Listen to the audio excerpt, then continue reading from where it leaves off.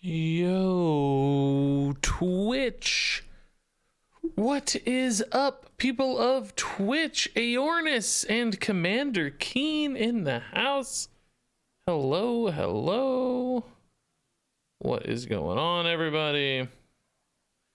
Happy Saturday. I'm a bot. I don't believe you. I think you're a real human man or woman.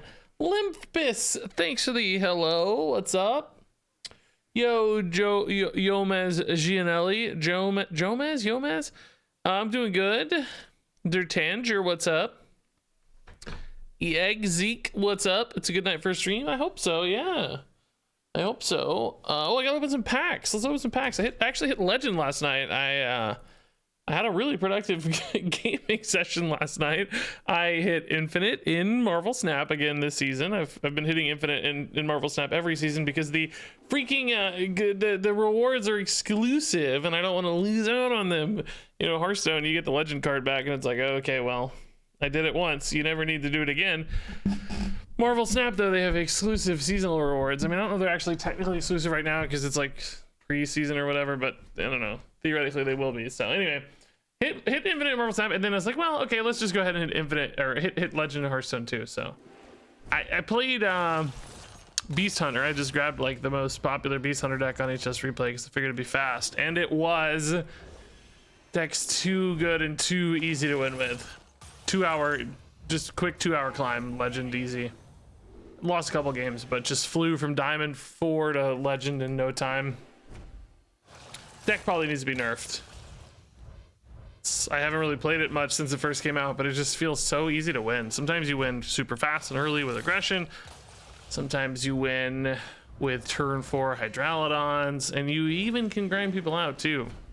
I think it needs a nerf. It's been standalone tier 1 deck for a while now, so kind of makes sense if it gets nerfed. Yeah, exactly. It's so flexible. It's like I probably won 3 games with people just basically conceding on turn 4 with Hydralodon. I won a couple games like grinding people out long, just, you know, crazy long infused Denathrius wins, like just turn 12 or something. And then sometimes you just win on like the early wild seeds. Sometimes you just win with 1, 2, 3 wild seed, just overwhelm them with stuff. It's like it has no weaknesses really. It's crazy. If we get a balanced patch, I'm sure. I mean, look at this, right? Like it's 4% better almost than the next best deck.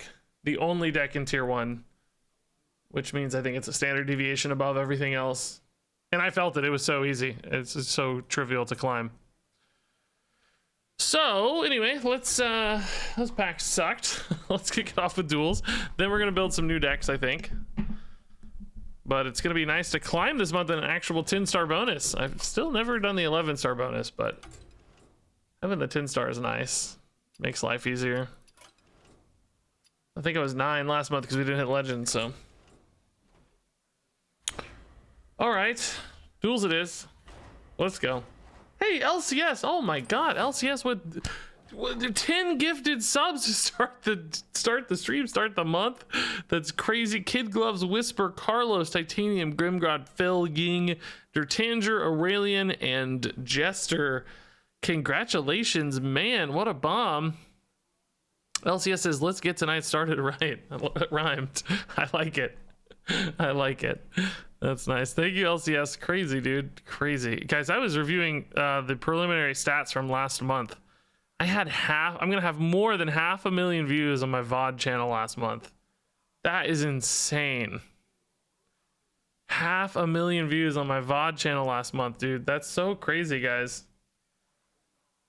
Really crazy. Thank you for watching VODs. So all of you out there watching, hey, LCS with another gifted sub to Callinger. You haven't dodged anymore. Nobody dodges, says LCS. That's crazy. Hey, Keely, thanks for the kind hello. It's really nice. Hey, Ketchup, Couch Day. Yeah, Madman indeed. So what are we going to play, guys? I feel like the same stuff we got offered the last time. Could do like weapon warrior stuff. We got that new weapon guy in the mini set. It doesn't sound super fun to me though. almost rather do that with Brand with a hero power anyways. You have more weapons. Shaman got the Overload Shuffle Battle Cry stuff. Oh, we did get new totem cards, but I already have a pretty good totem run recently on YouTube. I don't know if I need another totem run quite so rapidly. Rogue got more miracle stuff with that rush guy.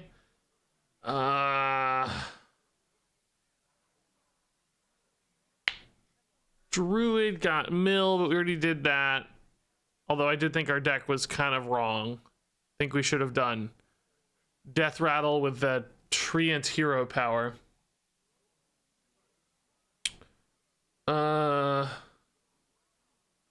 Yeah, Demon Hunter got more relics. Demon Hunter did get some more aggro-y stuff. Could do like an empty hand aggro Demon Hunter with the 4-drop. Empty hand stuff's not my favorite though. They did get the big demon card as well. Could maybe do big demon hunter with all fell breaks loose. This guy. I don't hate that. The infuse might be a little weird, but we could take a look maybe. Hey, Shawnog, dude, 2 freaking years, Shawnog. That's crazy, man.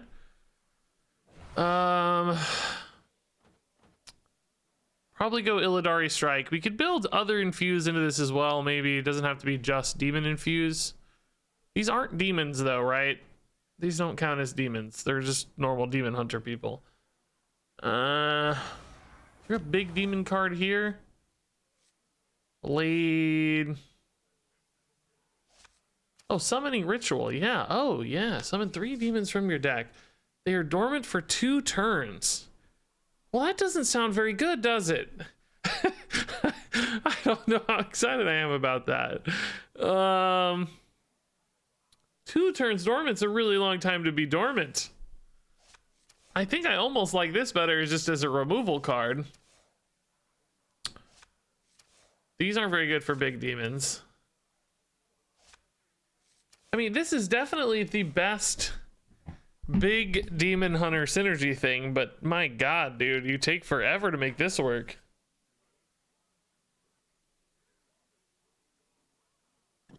Yeah, I don't want to run relics, nerdy.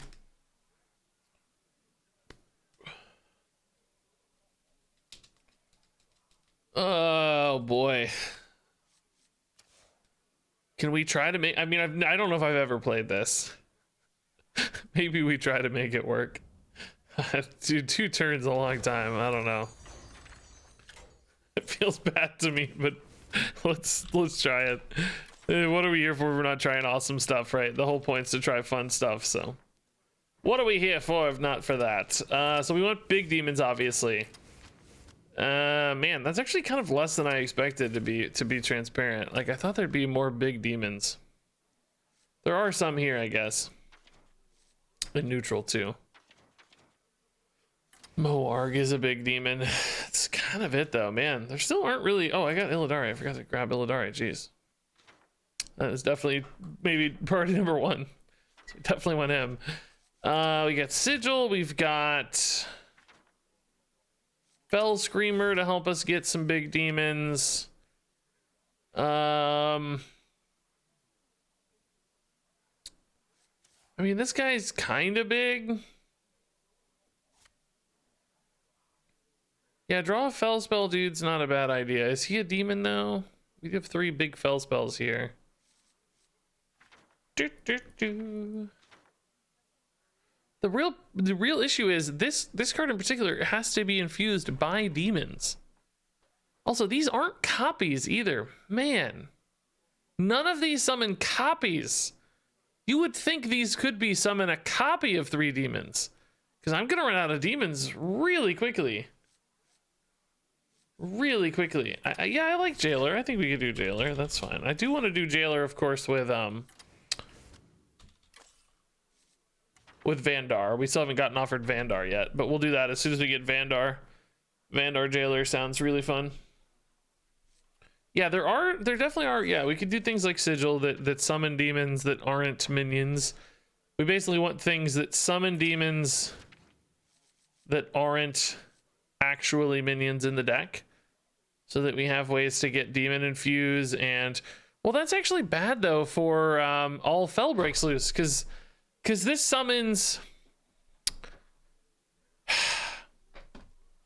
just any friendly demons. So man, oh yeah, that's just a weird synergy. It's a really weird synergy, isn't it? Man, this package just does not really seem to make a lot of sense together to me. I guess it's kind of okay if all Fel breaks loose has a couple low rolls, as long as it hits like one big thing. That might be okay. I think the biggest concern right now though is I don't think I have enough card draw. I think we need draw. We need to have, and I have like nothing to do in the early game either. I mean, hero power keeps us up a little bit in the early game, I guess. Hey, Cack Yellen, dude, thanks for the tier 3 sub. Holy crap. 4 months old. But since it's a tier 3, it's really kind of like your 12-month sub, if you think about it. Or actually, even really, tier 3s are kind of like 5 times tier 1 subs. So it's actually kind of like your 20-month sub, if you think about it. That's nuts, dude. Thank you, Cack Yellen. General, thanks for the prime sub. I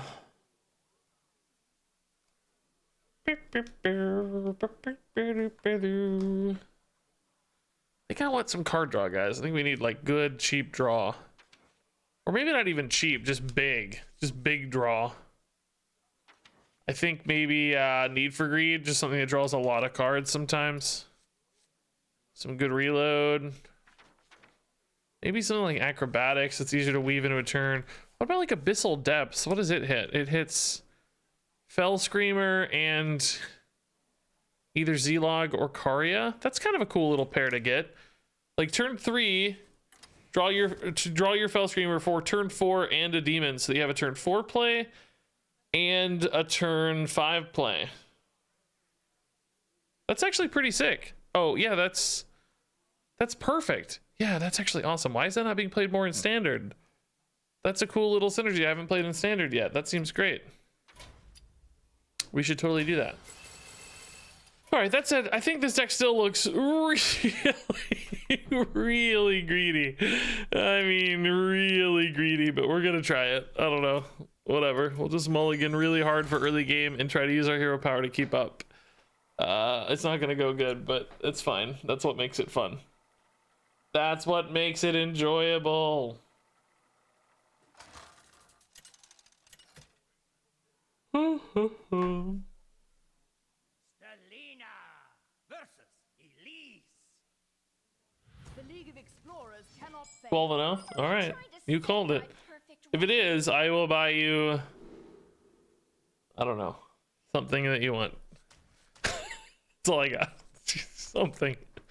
Okay, man, it's weird. I feel like Summoning Ritual is actually going to be the worst card of the deck. It's my treasure, but it just looks worse than all of this. I think I like these together. I don't really necessarily need Sigil if I have Fel Screamer, but if I have enough demons in hand, it might still work out okay. Ooh, that's Fel Screamer into Z-Log. That's nice. Okay. That's a good curve. Good 1, maybe good 2. Probably not really a good 2, but that's okay. Coin. Ooh, nice. Coin could be helpful. This just counts by 2, right? So coin, Fel Screamer doesn't really do anything because this will still be 5. I won't have a turn 4 then. Coin might help me go from 5 to 6 here. Ooh, these curves, bro. Yes, that's perfect. Perfect. 1 and 3. Somebody wrote 11 and 3, and then the next message is 1 and 3. I buy the 1 and 3 a little more than the 11 and 3, honestly. I think you're right. Okay. Taunt's actually maybe really good against this deck. All Fel breaks loose. All right. Wish I could hero power my own dudes. Again, no real reason to play the Fell Screamer early that I can see. Is there ever a world where I just sigil? Screw the Fell Screamer? Yeah, it's the only demon is Z-Log anyway, so yeah, right? It's just better. Oh, but it's the start of your next turn. Oh, it's not right now. Shoot. Well, that's fine then, because if they clear it, I can play all Fell Breaks Loose. Oh no, they won't clear it because it's start of turn. What the heck am I going to play next turn then? Summoning Ritual? I mean, I guess there's only 2 spots left usually though. I have a lot of cards that should be working well together, but they honestly feel like they're at odds with one another a little bit. I don't know. Maybe just because they're all in hand currently and they're all 5 mana. Like I have 3 5-mana things that all kind of make things for demons, but none of them feel very good right now, you know?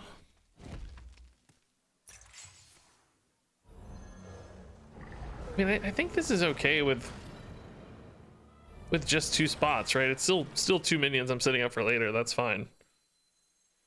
No, I'm wondering, the question is, does it like delete one of them or does it only try to summon 2? Seems like it only tried to summon 2. Okay, that's cool. This is a monster board. Some of it delayed, of course. If they do go for the Z-Log here, we can try to all Fell Breaks Loose into more either stocks or hopefully another full Z-Log, although the board again is a little full for that. But I don't think they're gonna be very good at clearing this. Oh, okay, well that's a good start. Did I take it back? Maybe not so bad. Oh, this is alive though. Okay, so this will bring back oh, whoa, the infused art has a succubus on there. Woo! This will bring back all stocks, but that's fine. They're gonna deal more damage again, and they're gonna get buffed by Z-Log just like they would have. Oh, it's not all stocks. I'm an idiot. I got all those token demons. Oh god, forgot about these idiots already. Well, that's still actually a pretty good board though. Like that's the thing, right? It's like the low roll on this. Well, it's not very good for 5 mana, really. It's okay, let's say. It's okay. It's okay. All stocks would be better, though. I wonder if they're always unique. Does anyone know? These 3 were, but the text doesn't really imply that to me. So these are coming up. This is gonna die. Can play a Karya into something good. But Warg it is. No way to attack face with that, so just building the board here. Warg's good though because we like taunt against their weapon or attack damage, and we like the armor too for the same reason, right? Taint Heart next turn looks good. Seeming nice. Seeming nice. Light bomb. Oh my god, that's gross. Oh, good lord. Oh, what a great answer to that board. Jeez, I'm just out of steam now, dude.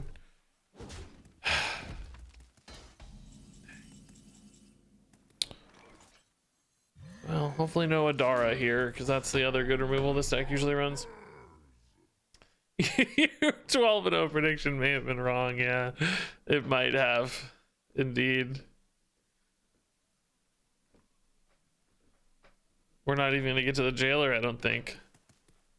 He is going to be on an empty deck, which is nice. If we get Jailer this turn off the top, we'll play Hulking. If we get Moarg, we'll play Moarg. I mean, if this ever connects face, then the Jailer hitting for 10 could be relevant, right? I'm low on cards. I think actually, if they do have Adara, it goes in their deck, right? So I should play this so they don't get their own Moarg. Maybe. Like I don't want them to Adara into have a Moarg for the Jailer to be stopped by. So I'm gonna play this guy because I think he's a little bit less threatening to me on the return. But I don't know, still a little risky, I guess. Oh wow, though, 10 mana Whirlpool, that's cool. All right, buddy, go get him, Jailer. So Adara unfortunately still beats this guy, but then I'd have potentially, you know, a few more minions to try to win. I have 22 life as well right now. Poison seeds is good too, man. That's nice. It's not bad. Do they not have a Adara? Did they play another treasure? No. Sure think I would have Adara'd that. Maybe they're waiting for one more board? What other treasure would they play, guys? I don't know. Might be dead soon, though. Because Guff Bran is lethal. Well, not with the Morg, I guess. Alright. It's a lot of armor, though, which means they might win a race. Oh, well, this is not a taunt. What am I saying? I'm not. I'm dead if they have that. Yes, this doesn't actually have taunt, bro. Thinking Adara, too, is a problem, right? The Adara now, though, I can't really help it. Like, there's nothing I can do. He must not have an Adara, huh?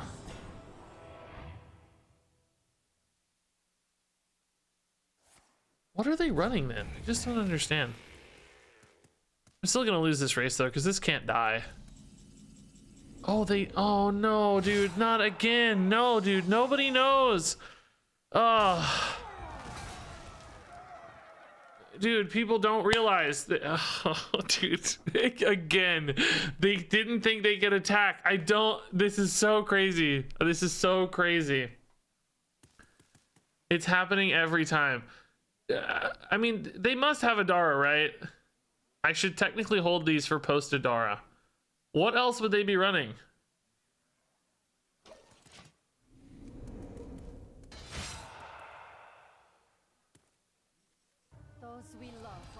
Hello? Doesn't have anything, does it? The hero power. Am I insane? I'm gonna put a life dude out, I guess. Maybe Elise's weapon? Maybe that's it? Yeah, maybe that's it.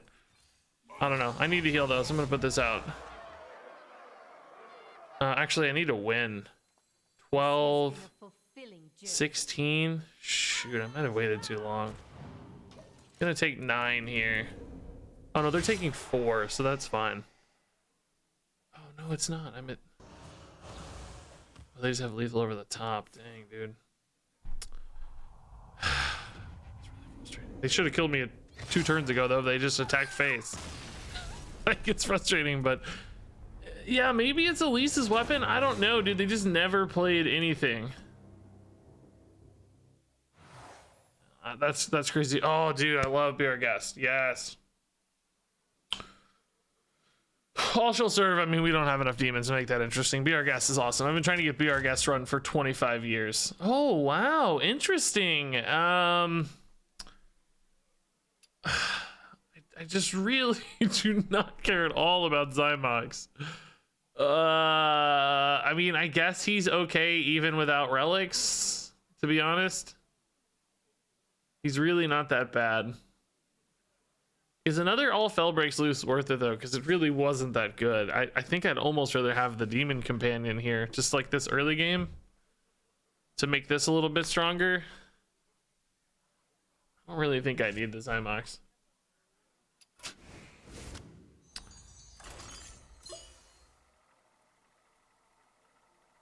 Yeah, we could have maybe won that game if we'd played those minions sooner. I think it made a little bit of sense to hedge, but that was only if Adara was in play. If it was a weapon like suggested, then we probably should have went sooner.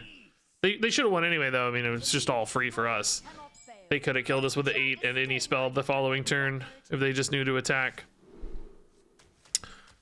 Okay, so we found out that this is a pretty cool little pair. That's sad. Oh, not anymore, though, because we have the Life Drinker now. So no, actually, no, it's really not. This is a 6 mana play, so decent with coin, but Sigil could also just do that a turn sooner. Yeah, let's keep this package for now. This is added at the start of the game, so yeah, it doesn't matter from a mulligan standpoint about the Be Our Guest. That doesn't really change anything. There's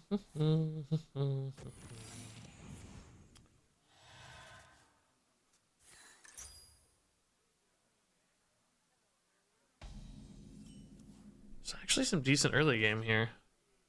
Rogue secret, hunter secret. Oh man, it is so it is so daunting dealing with secrets. By the way, I played on the iPad last night when I was doing the legend climb at the end of the season last night. I gotta be honest, secrets are a lot tougher without a deck tracker. It's just like, yes, you can do it. Yes, of course. You just have to focus a little bit, but it's a real pain having to work through secrets on a phone or on an iPad without a deck tracker. It's a real hassle.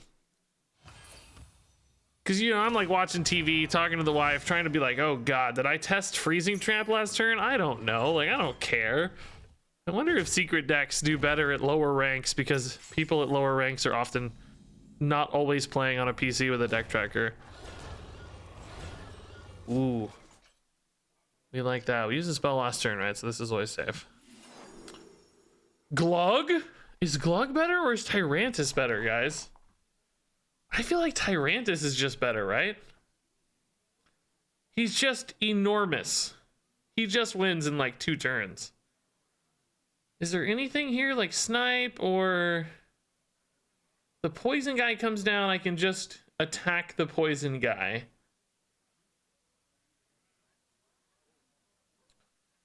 Trying to think if there's any way this gets wrecked by the secrets. Poison guy could create a problem. No poison guy. I need to be able to attack, so I need to test a freezing trap. My hero power can do that sometimes. Oh my god, Tyrantus, dude. Okay, we try again. Tyrantus number 2. Okay. Okay. Yeah, I mean, sure. Why not?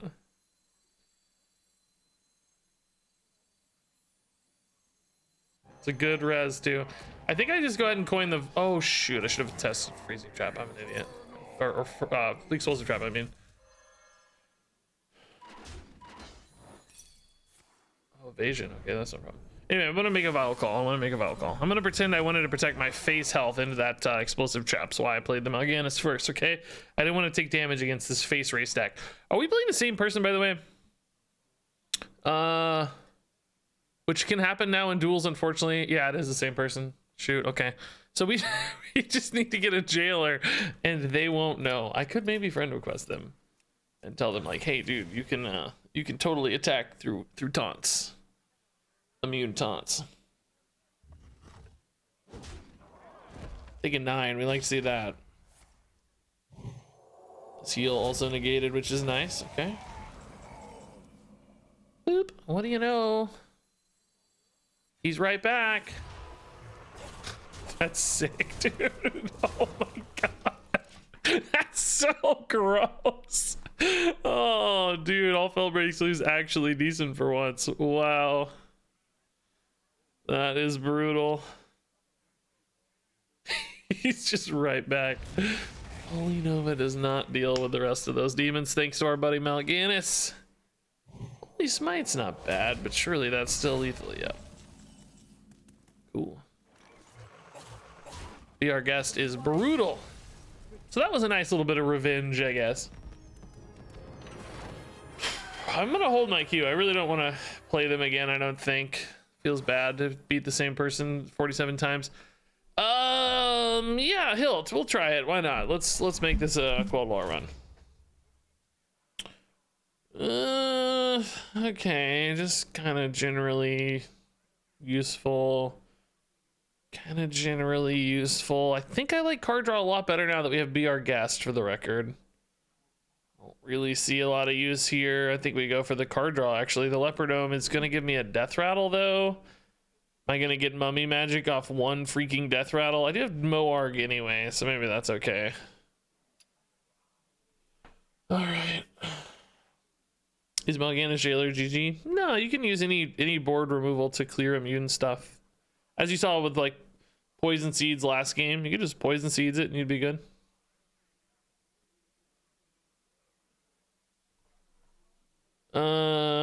Yeah, I think I like the draw. If you don't have a board-based removal like that, yes, it could be GG. That's happened in Wild a few times. People have like either Mal'Ganis Jailer or both Rim Shield Jailer. And if neither person has hard removal that's a non-targeted hard removal, then yes, you can get into a locked game state where neither person can win, and you either concede or play to turn limit, which is 45 turns, I think. So it can happen for sure. That is an incredibly impressive Sigil Runner positioning. There is a world where Voidhound's like really cool as the cheapest demon in hand. But I don't know, it's not even really the best. I think I like Z-Log better. There's other ones I like better.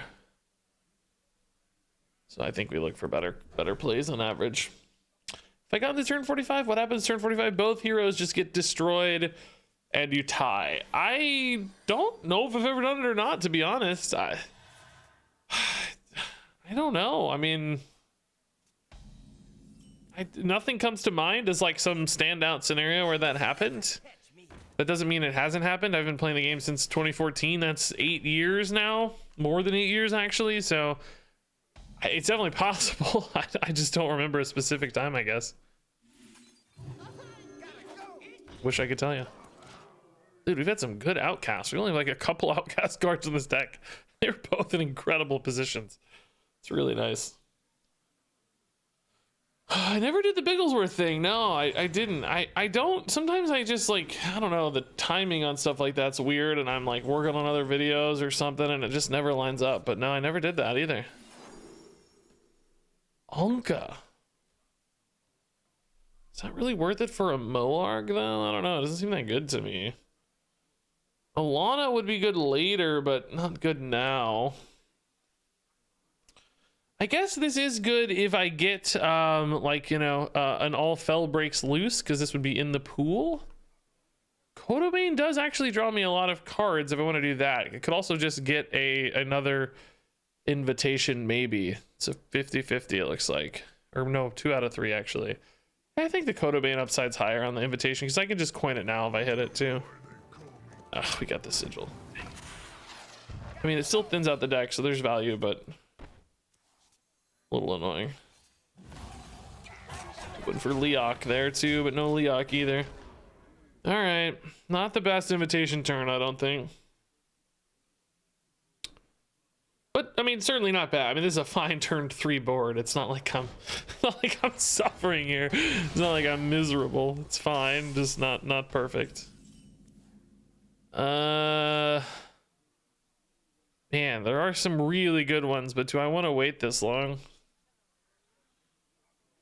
Like 2 turns is so long to wait. I think I just make another board. They just used Rancor actually, so these 1/1s might be really relevant. I don't have a really good follow-up here though. If they do deal with this board effectively, I'm probably gonna end up summoning anyway.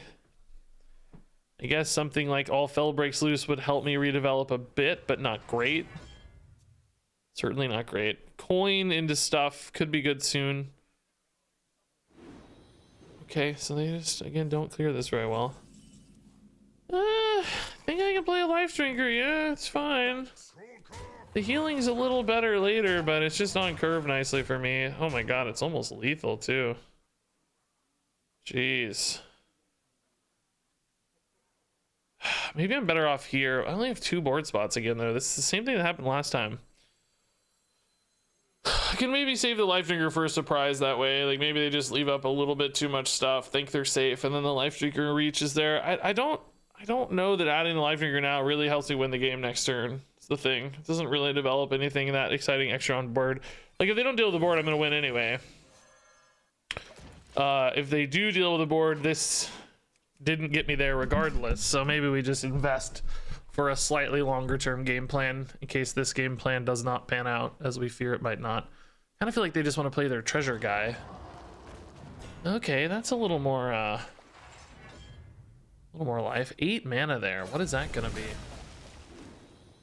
Maybe the elemental thing? What's 8 mana, guys? Trying to think what's going to be a reasonably good 8 mana line for them.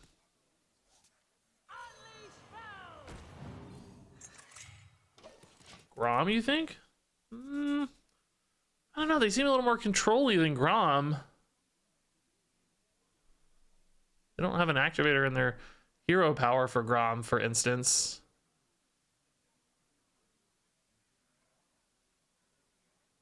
have any weapons still for this. Like, we had to run it because it's really one of the only big demons. Just an 8/8 rush demon's decent for us, but not having an activator sucks. Oh, they're just gonna play that into the hulking overfiend? Isn't this coming up? That's nice for me.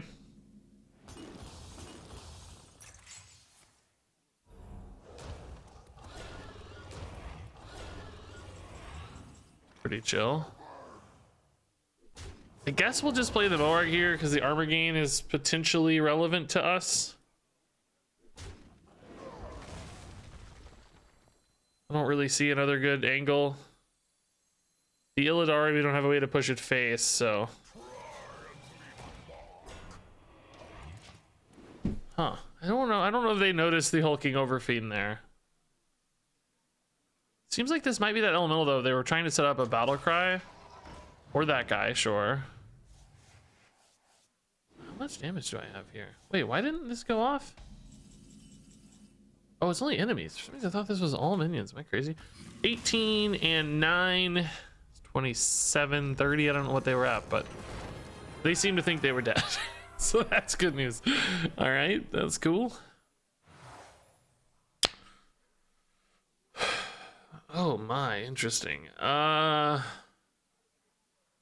it's definitely not unlocked potential, right? I don't even know why that was offered. I have hulking overfiend and Z-Log, I guess. Yeah, two minions, you know, classic Duels treasure. Yeah, Vigor is pretty intriguing. We're gonna talk about it. Haggad's Embrace. The problem I have with Haggad's Embrace, right, is the stats from Haggad's Embrace aren't going to be impactful until like turn 6 or 7 usually. You know, they're going to be buffing these big demons in hand that it takes me forever to play. So it just the payoff on Haggad's Embrace is just so delayed, right? It's so delayed. Hey, the one and only Tongui dude, thanks to the Prime sub. Normally, you know, if you're playing this on like 2 and 3 drops, you can start to snowball those stats a lot faster and keep up the turn every turn, utilize those stats and turn them into tempo. But we can't in this deck do that very well. So I think that means it's Elixir, which now there are 2 obvious synergies here. Like we have Jailer, so Jailer will destroy our deck, and then he will immediately shuffle 2 3-mana Jailers into the deck, and we will forever never run out of fatigue. So that's cool if we get into a Jailer scenario. It's also kind of cool to be our guest. If I get like a big legendary minion early, I can Vigor it. There are some low rolls, Leopard Gnomes, but not many, man. I can maybe just hold a Leopard Gnome. Maybe hold a Sigil Runner. Yeah, I think it's definitely the pick. I will say though, I do not think Elixir is a very good treasure. I think we're gonna be weak, to be honest. Seems weak to me. Kurtrus and Kane. Ziliax, Goliath, Geppetto. Well, I mean, this definitely plays better for the Elixir build. I mean, Geppetto's kind of, there's some good 1/1 rolls. Kari is a really good 1/1 roll. Z-Log. Moarg's maybe not the end of the world. Voidhound could actually be fine as a 1/1. Jailer actually could be fine as a 1/1. Yeah, I think that's okay. Goliath is not the strongest, but these are all right. These are right. These kind of play to the plan.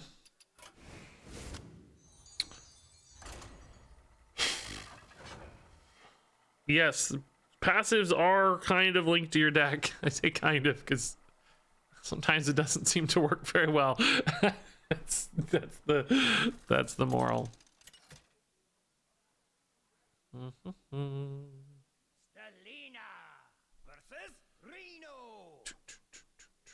Thanks again, the one and only Tongui. That's nice, man. Alrighty. Oh, hulking overfiend's better for us, I think, because more reactive, right?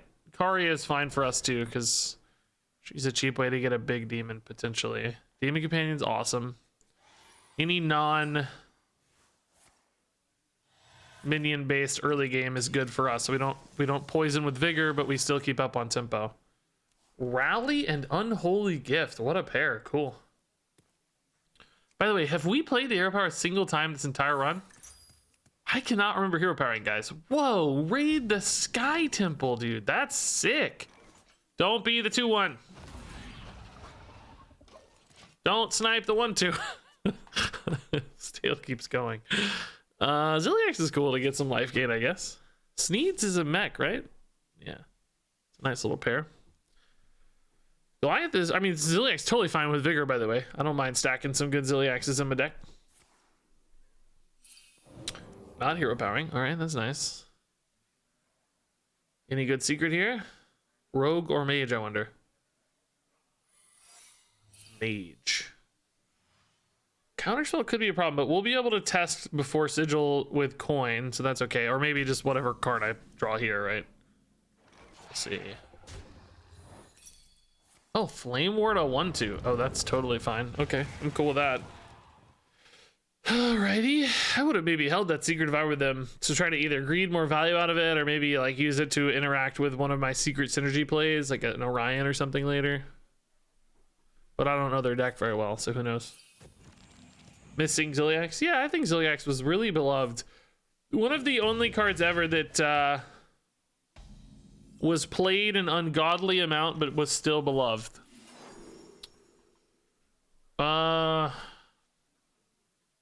Tess replays invitations, right? They're paladin cards, aren't they? No, they're neutral. Oh man, no wait, they are paladin, right? No, they're paladin cards 100%. You have no idea what I'm capable of. Do we play this? I don't really want to put him in the deck yet. I think we wait. I think we wait until maybe there's something to hit with him. Because now I have Tesses that just replay invitations getting shuffled into the deck. If I could find a lot of those, I'll be a very happy person. That would be very cool. Just draw a 3-mana 6/6 that gives you a 0-mana legendary. That would be a fun little loop. Next turn, though, we can coin Sigil into hulking still. That's fine, I think. Assuming there's no counter spell risks there. Just you know, this is a fine tempo. If this were an 8/8 or something, like any random 8/8, I would have obviously played it just to get an 8/8 down. I don't think the 2/5 stat line is worth quite enough to disrupt the Tess upside, though. To disrupt the Vigor value, right? So we're just gonna do this. We have a 50-50 now, fortunately. I would definitely rather hit the hulking Overfiend, I think. Although we can maybe just play Ziliax to react anyway, so we'll see. I can work with either one, honestly, it's fine. Ziliax might be important in this game because of the need for healing. They could have quite a bit of burst damage. This deck you don't expect to have as much burst damage though as like a, you know, a torch deck. I don't think it'll be as burst damage specific.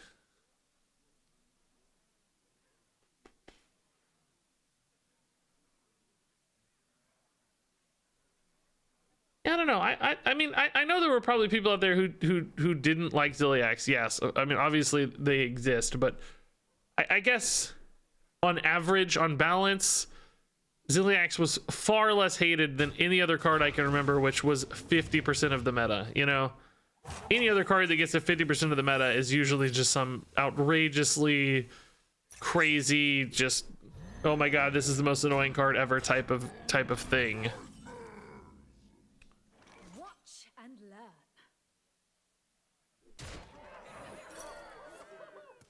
Oh, it's got stealth though. Shoot, I wanted a Ziliax it, but I can't. I'll still put Ziliax in though, right? I do want to make a play, and I don't want to put a Vile Fiend in because that gets into my Vigor pool. I don't mind Ziliax being in the Vigor pool so much. I think that's okay. Because once I get to Jailer anyway, I'm gonna reset the Vigor pool regardless.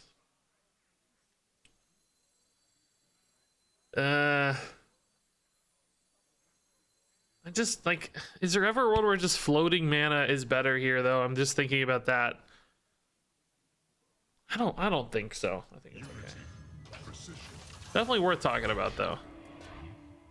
Because they can clear the Ziliax without me realizing any healing, and then, you know, maybe it's a little better off if I don't play it technically, but I think it'll be alright. Deal with them.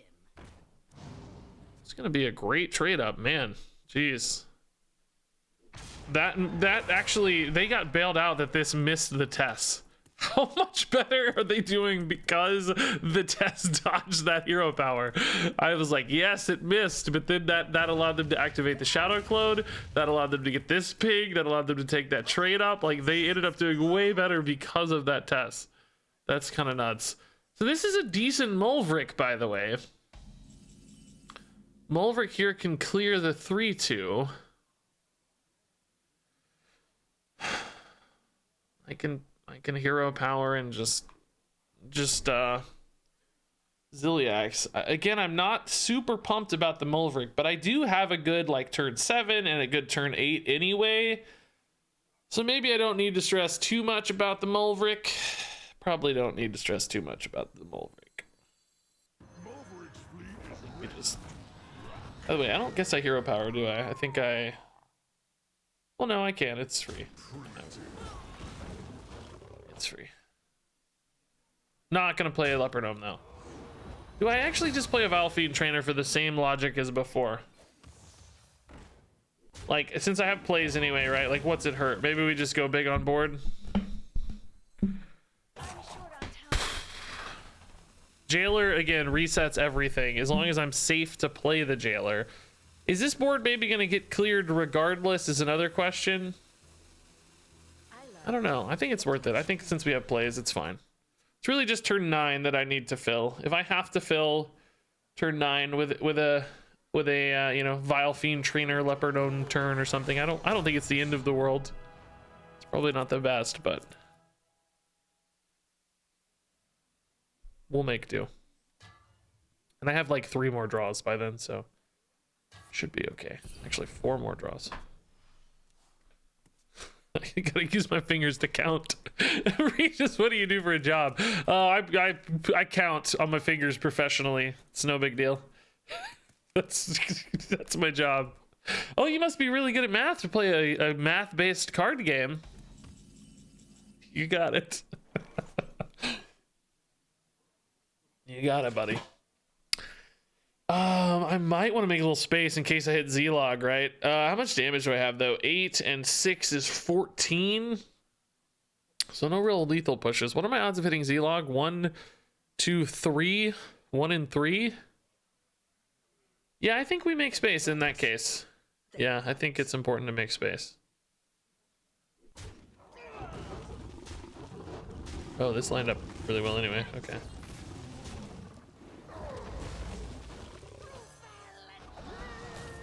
Z-Log would be my best roll too, I think. Oh, Illidari, man, that would have traded really nicely. I'm sad. Still okay though. Like I said, those were all kind of free minions anyway, or most of them at least.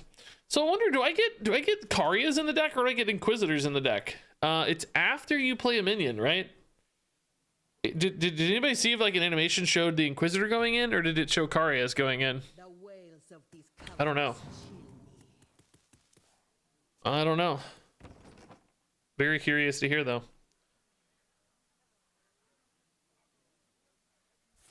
This shuffles too, right? By the way, yeah, shuffles. So there's no like trading or dredging concerns to be. We always shuffle. Oh my apocalypse! Oh my. Okay. Another Illidari.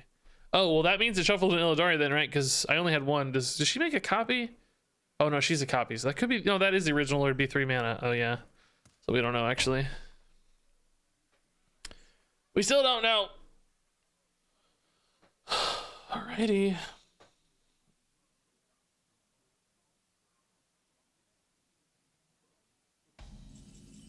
Final call, huh? Void Hound here is totally fine.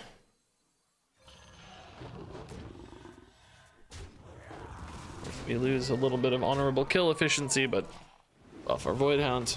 Ooh, Lillian gone. Okay. So we can play Jailer. He will shuffle 2 3-mana Jailers into the deck, right? That's my understanding. And then any other minions I play will also get shuffled into the deck, which can just be infinite Jailers if I want. I think Hulking Overfiends might be a little better on average, or I guess probably Illidari is actually, because they're both face threatening and board reactive, right? Those are both nice. They've done all this work to get this hero power that I think is quite bad. Now that said, I love them for playing a cool deck, right? They're not playing the same old torch garbage. So mad respect to Spoon Skater. But as far as the game state is concerned, I certainly don't mind them having this hero power. I'll put it that way.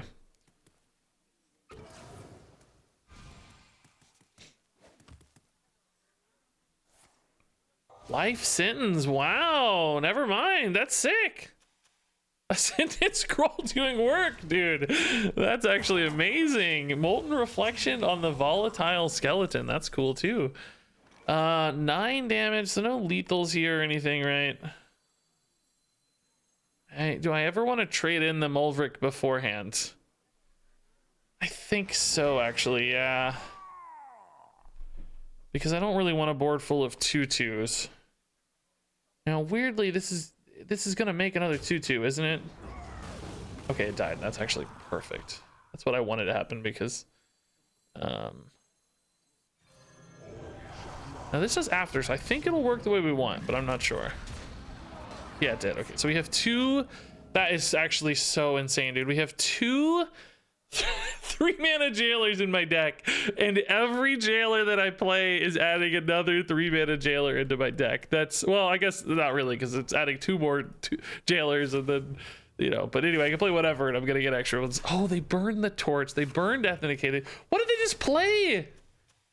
Oh no! Army of the Dead into 5 nothings. Oh, poor guy, dude. We were gonna definitely farm anyway, though. Okay, that was really cool. I think I like Wand better. I mean, there is some logic maybe to Archmage Staff giving me like early plays, because we can whiff a little bit early game, I will acknowledge. Soulstone doesn't really matter for Jailer since we have Vigor. That would be a cool like Jailer backup plan if we didn't have Vigor, but we do. I think Wand is still my favorite card though, honestly. Like the Staff, it's just sometimes it gives you big awkward cards anyway. I think the hand size might get an issue because I have a lot of like 7 and 8 mana cards I want to play. I think I take Wand. Wand's power level is just too high. Leroy. Nah, we don't need these. No more please is actually pretty good. Okay, guys, I can't believe this deck's actually at a decent level, man. This is kind of cool. I don't foresee this going the distance because it just is so low tempo. That opponent was playing, I think, a pretty suboptimal deck and gave us a lot of time. I don't think most decks are going to allow that. So I'm not hopeful, but still really cool. The League of Explorers cannot fail. Are you trying to stain my perfect record? Yeah, I don't think we can do this. We don't want to poison our pool too early. Hilt doesn't really seem worth it. That said, it is just a cheap card, so anytime I can get a cheap minion out, this might be right. I'm gonna keep it. Okay, that's a decent sigil card. Coin sigil seems solid. Discover. Okay, so that's kind of scary. I need to be our guest soon, right? Soon. Rather quickly if I can. Maybe some hero power value would be nice as well. If I still... No, I did hero power once that game. I did. This is pretty nice. Good to have something to hilt, actually. Good curve. We've actually hit that on turn 2 quite often, haven't we? The sigil, now that I think about it. I want that Tess Greymane again, dude. We didn't really get to enjoy the Tess Greymane as much as I'd like. Like, that was really cool. I would like more of that. Oh, God, dude, that's getting really nasty. Oh, God. That hand is basically free already. Ugh. This might really help, though. Might be too late, though. They just pop off now. I'm gonna be dead in no time with these Moonfires. Well, that's a little early on that Shadow Word Death. I think that's good news, because we have some very, very deathable targets, right? That's not bad. Sadly, the Tormentor won't be going into the deck off the Sigil here.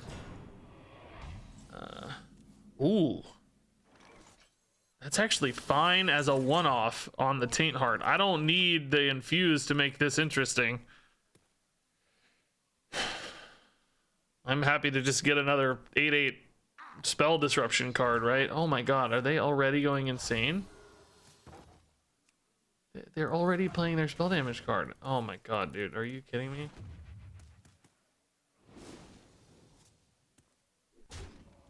That is gross. Okay, they just seem to be setting it up though. Maybe not. Maybe not committing. I'm thinking... Oh, I thought this was always the cheapest. Oh crap, it's not always the cheapest. It's random. Oh shoot, I didn't know that. I gotta kill this, I think, by the way. It eats my whole turn. Oh, this also has those crap demons in it. Oh god, this whole plan's falling apart. Everything's falling apart. I gotta kill this, I think. If I'd gotten this, I might have left it up, but I think I gotta kill it. I think it's too important.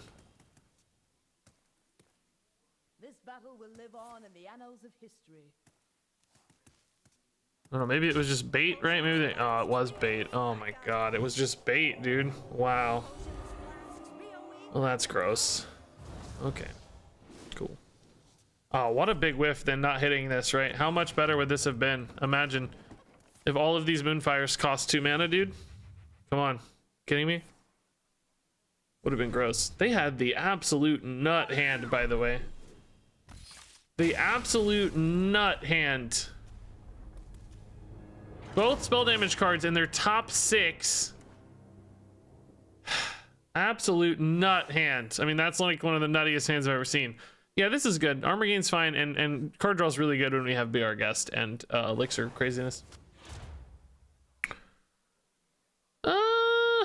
Yeah, I don't want these. The card draw seems the most useful, though.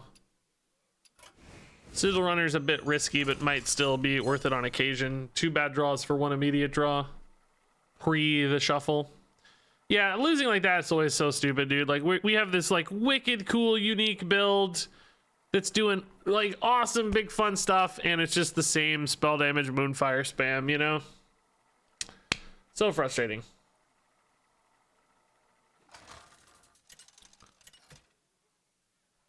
So frustrating that that stuff is so pervasive and so consistent. Go back to class. Leave me alone. What kind of spy sneaks into a magic school? Huh. Okay. Interesting little curve here.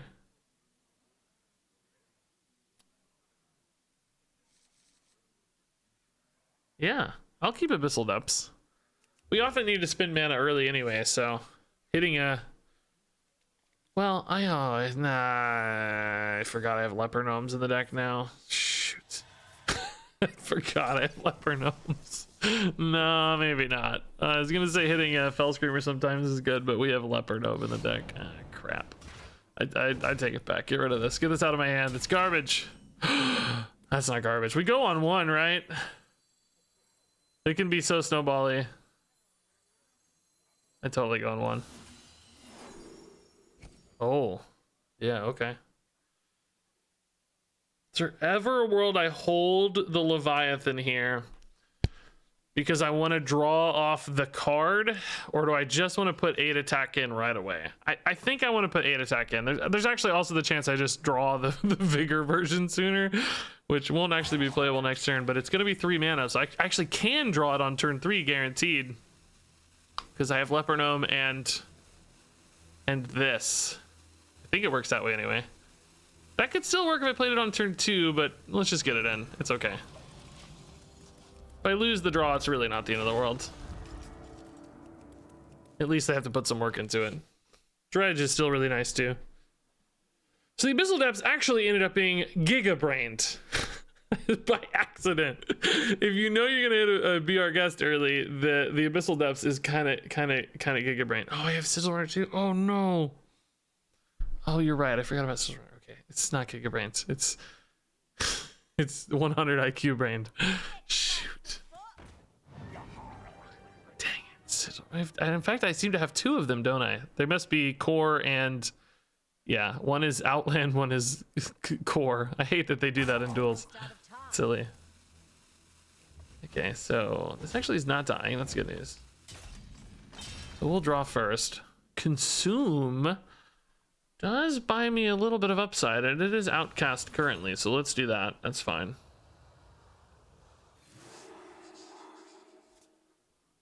Sigil's interesting. I think we value trade now, right? Turn 3, we kind of have a play. Oh, well, that's obviously the pick. Okay.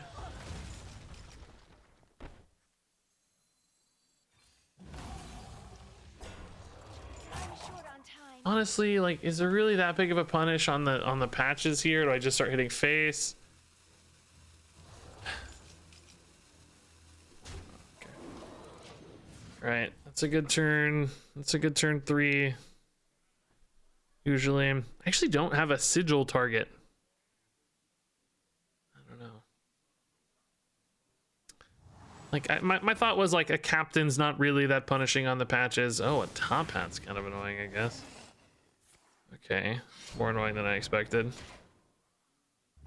Shoot. Dang it.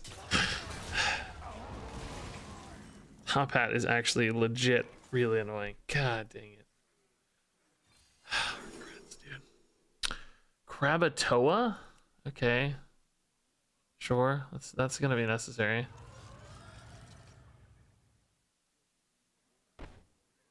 We just hit the mana worm, right? Yeah. Well, no, why? I don't care about this. Hit face, same difference. Oh my god, dude, this dredge has been so gross. Are you kidding me? This colossal town. Do I take 4? Yeah, I just take 4, right?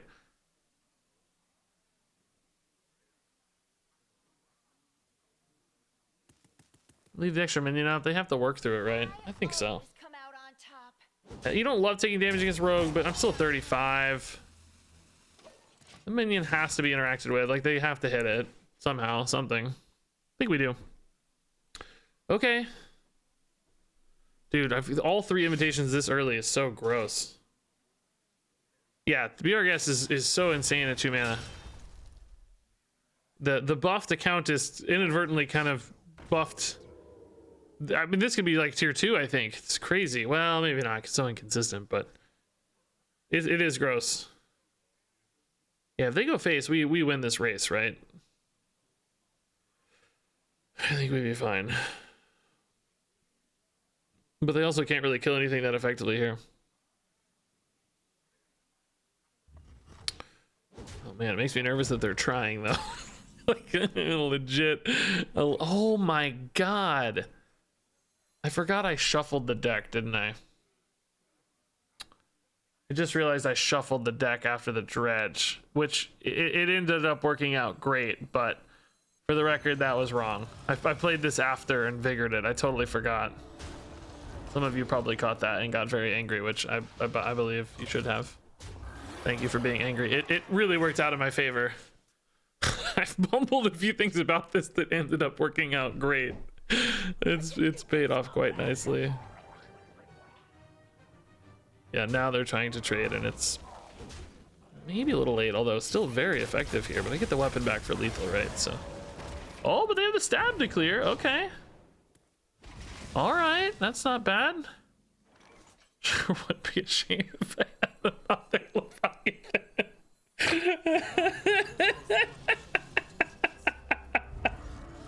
Oh, this poor guy, dude.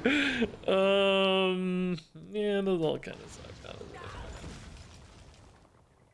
Poor guy. I mean, drawing is worth it, yeah, surely. I don't know. I get to hero power though too. Maybe it's not worth it.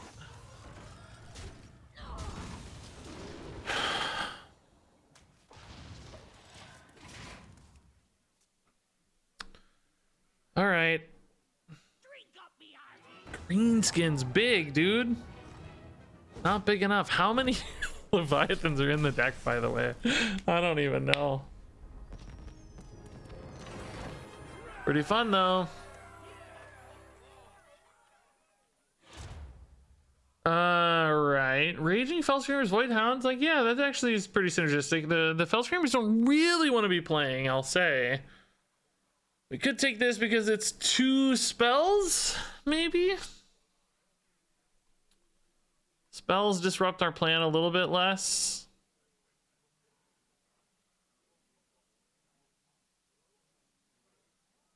I mean, this is on brand, but I feel like we're not going to be winning that way very often. I think that's safer. Kayn can also be a pretty decent finisher for us too when we get like a big board of threats if they try to taunt through it. Beat a gray bow board.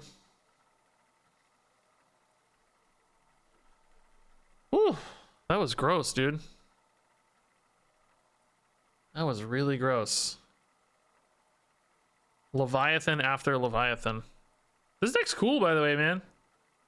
I'm actually pretty excited to get over the 3-win hump with a deck like this. 4 wins is honestly pretty good. It's not bad for a deck like this, I think. Used to, I had to get to like 7 or 8 to feel fairly satisfied with a deck of this nature. Nowadays, though, I really do feel like 4 or 5 wins is an accomplishment with an off meta deck. Off meta. So Z-Log's not bad. Kayn, you know, I don't think is great in the early pool, but okay, I think. Just using it as like a rush minion often might be pretty relevant.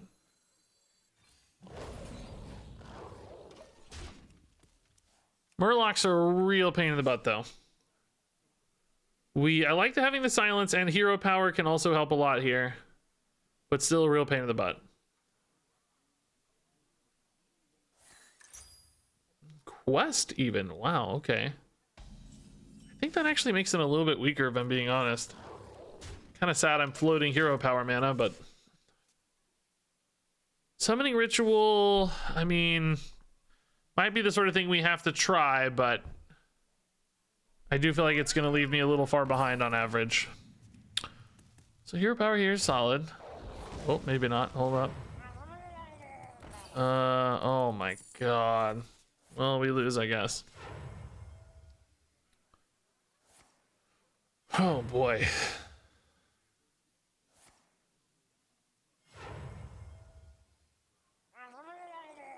Oh yeah, we lose. Cool. Okay.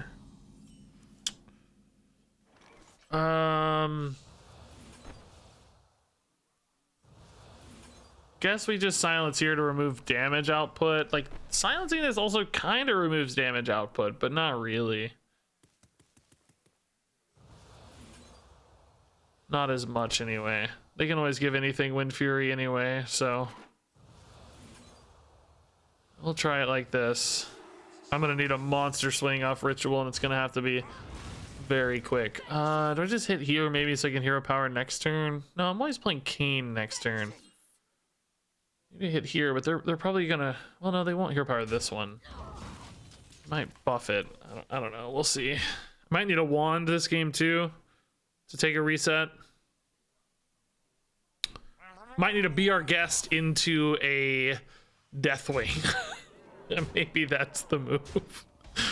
That might be nice too. All right, so this is obviously the target now. I'll play this, but 2 turns is just a lifetime, dude. I mean, if we get like Forge Fiend Tormentor, it might be fast enough, but it's gonna be tough. Ugh, another War Leader. So much damage with this Wind Fury out. Okay, they traded a little. That's kind of nice. It's just like 2 turns is a lifetime here.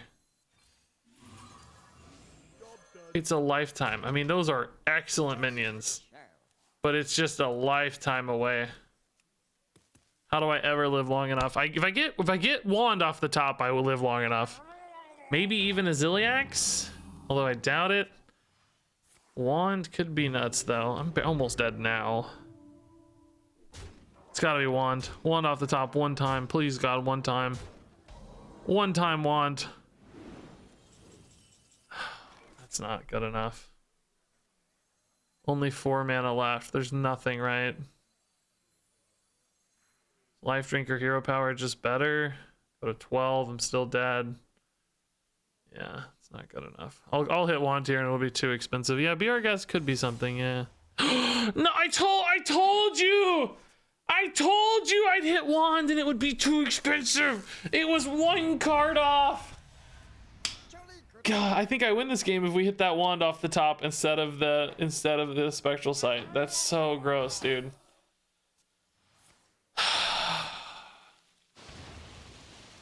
Because they would have redeveloped. I would have had a monster board here to clear and taunt through. Oh, 1 card off, dude. Dang, still really cool run, I think. I'm kind of happy with that run. Definitely not a YouTube-ish run, but a pretty cool run nonetheless. It was a fast run. 7 games went quick there. Oh, I got open packs. Oh, Vandar, cool. We'll do Jailer Vandar. I haven't done Jailer Vandar stuff yet. Is there like is anybody running a standardized Jailer Vandar list? Because I was thinking, like, you know, often we run like big death rattle stuff with Vandar, but we're not gonna want death rattles with Jailer because you can't activate your death rattles. So what are we gonna run with Vandar Jailer? Big like rush minions would honestly maybe be better. We want battle tactics. We actually could do big demons. Weirdly, we just did this, but we could actually do it again. Could go true neutral. It's actually kind of a neat idea that if you destroy your deck with Jailer, that you can shuffle these in afterwards and have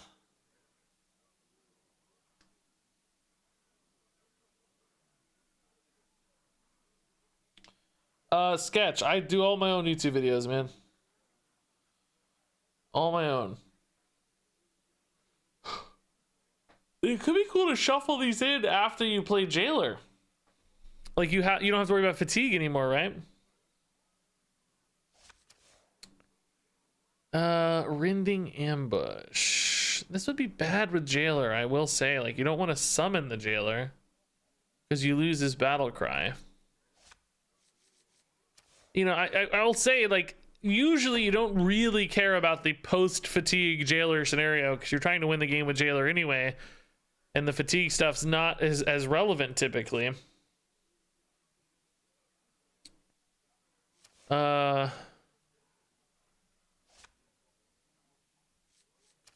Gambit's also kind of interesting.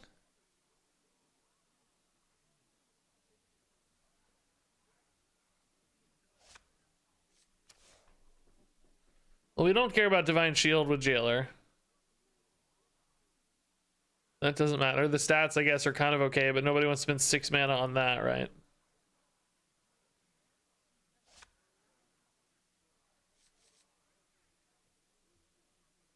Raglight Lord would be a cool Jailer target. I actually almost want to look at big...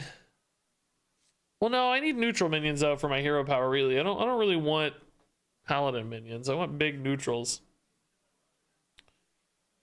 Yeah, priest is also pretty solid, but death rattle again. Death rattle's not really.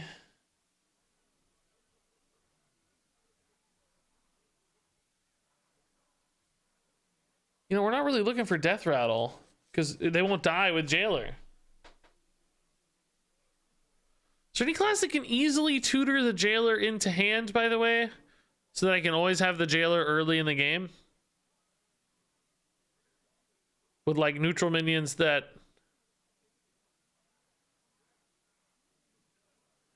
Oh, Order, of course. Well, Paladin, duh, yeah, obviously. Obviously, there's an entire deck about that, yeah. But...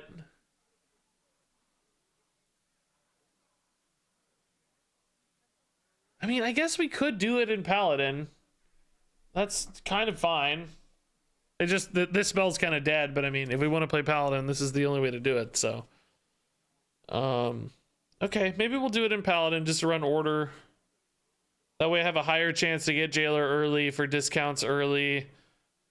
I don't have, unless we were to get Elixir of Vigor, of course, I don't have a way to protect against fatigue in that scenario. But I like that I could get it in hand early. So we'll do that. That's fine. I'm cool with trying that. So we want big jailer, big neutrals to discount is the name of the game here. Death rattles are not good, by the way, because we won't have them dead most of the time, we think. I need to just type the word jailer, but I'm an idiot. Just lazy. Man, I kind of want to make a golden jailer, guys. I need to save dust, though. Polkelt's enough? Do I even want Polkelt, though? Like, don't I just run Order in the Court? I mean, I guess we could do both, but Polkelt is in hand... which means he can eat a discount, which I guess if you don't have Order in the Court, it's kind of nice maybe to have a second activator, but sometimes it's going to be really sad. He will only ever eat one discount, I guess, but I will be sometimes really sad if I wanted to make, like, if the jailer's already in hand and Polkelt's eating a discount out of him, you know?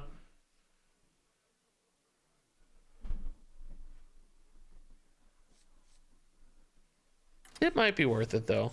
It might be worth it. As we get later into a run, it's going to be a lot harder to find, you know, we'll want as many tutors as possible. On game 1, that doesn't sound very exciting, but on game 5, if we're able to get that far, that sounds pretty cool. So what else do we run up here, guys? I was thinking about stuff like Abominable Lieutenant is actually... pretty legit if you give it immune, and it's just like, oh god, it just keeps eating my stuff. I can't deal with it. You know, that's kind of nice. Because, you know, normally it would again just be big death rattles, but we have to look outside the big death rattle world. We have to find things that are good that aren't big death rattles. So our pool is a little bit different than normal. I guess Ragnaros is also kind of interesting in that scenario.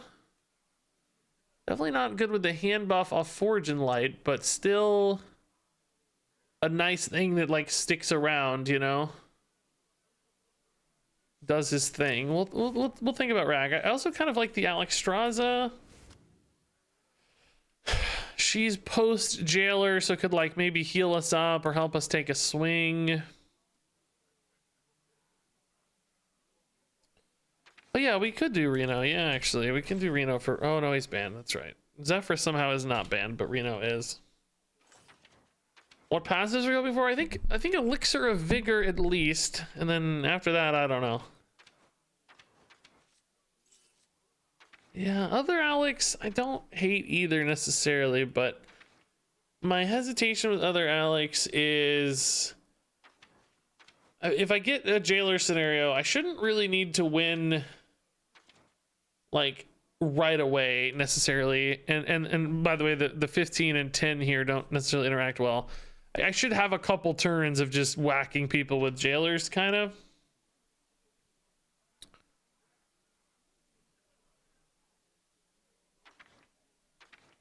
Taunt won't matter.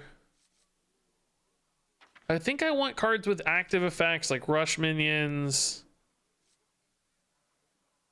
Neptulon's kind of cool in theory, but I can't run a 10 because I need to make sure we hit jailer. Well, it's not always... well, no, that is true because I want to be hero powering it ASAP. Yeah, I need jailer to come first. Onyxia, I think, fills up too much board space because she's got all those 2/1s that if they're immune, they won't die, and then you're just out of board. So we can do Paladin too, but these are going to be expensive. Remember, these aren't things we're going to be able to cheat out successfully. Do we run Cariel, actually? If we do run Cariel, do we ever cut the 8 drops? I need enough neutrals that are good to discount, and even cost is often the best cost.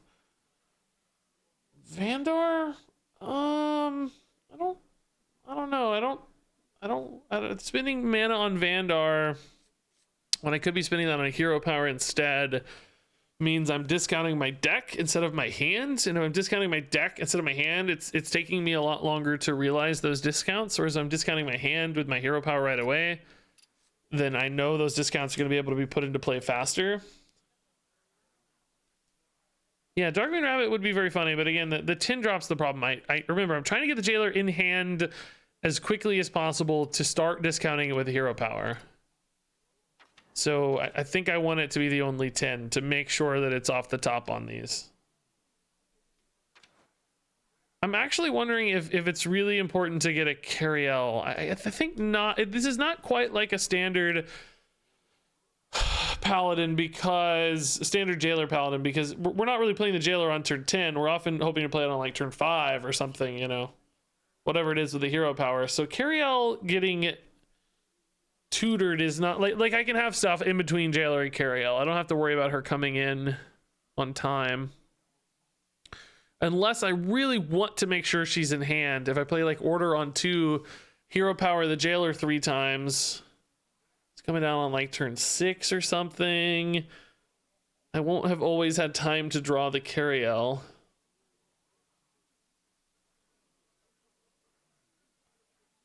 Yeah, I know a lot of you wanted Light Lord. I get it. I like it too. It's fun, but I think we're better off using more aggressive stuff that's centered around ending the game. And I think I want 7 mana to get that Cariel higher in the Order in the Court priority. So I think I'd rather run a 7 mana big threat. Could maybe do Mutanus.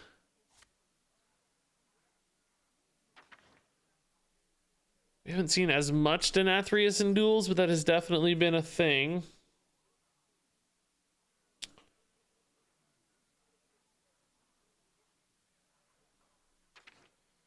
Honestly, like Siamot's not that bad. I don't totally hate a Siamot. I still kind of like Abominable, but it's at 8 mana. Again, I think 7 mana would be a little better. There just aren't a lot of great 7 mana threat cards. Alabaster good. I think he'd be better if he added to the deck, actually, but I like where you're going.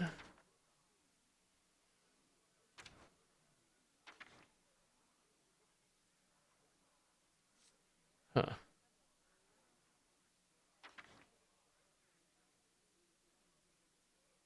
Kobold Monk? Dude. What year is it, dude? I mean, it's honestly kind of a funny idea. I kind of get where you're at, honestly.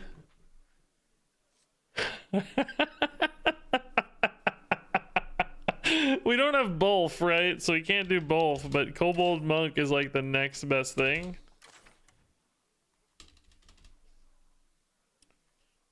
The problem is he's a 4 mana neutral. It's just like the Polkelt. He'll eat hero power discounts, which I really don't want. So I'm kind of hoping I'll get Elixir of Vigor. So I'm not worried about the shuffle side of things as much.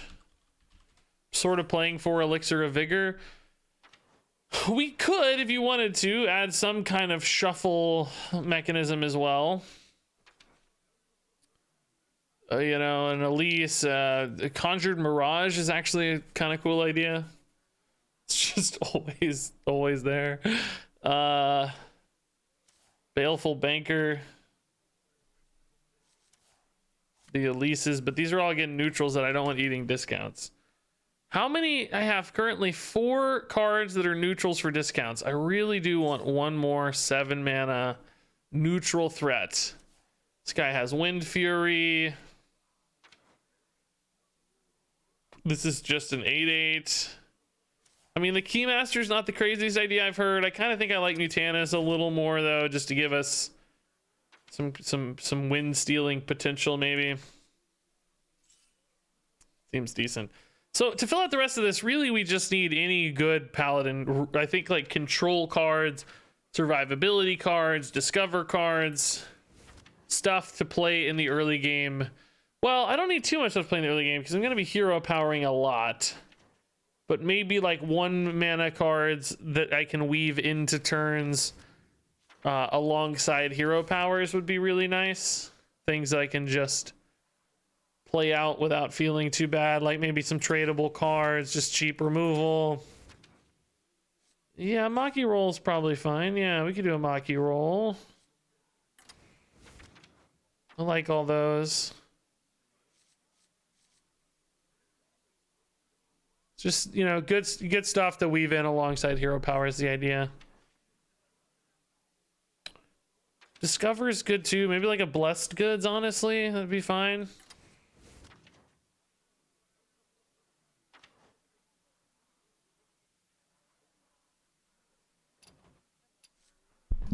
The location? It is even, which I like a little less, but still can be helpful on turn 4, maybe. Yeah, I don't hate it. Sometimes the debuff in duels is okay. Oh, card draw might be. Well, we have order in the court to find the stuff we care most about. I don't think I'm as worried about card draw, honestly. We have generation here instead. We could maybe do like a flash of light, just a little bit of healing. We actually have a lot of big minions. We could do the other heal as well.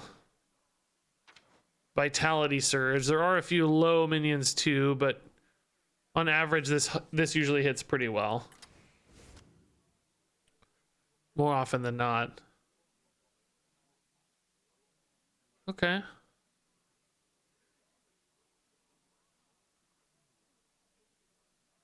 I think this looks okay. I'm not thinking of anything super important that's missing.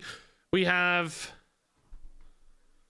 I mean, currently this isn't the most robust post jailer threat development, right?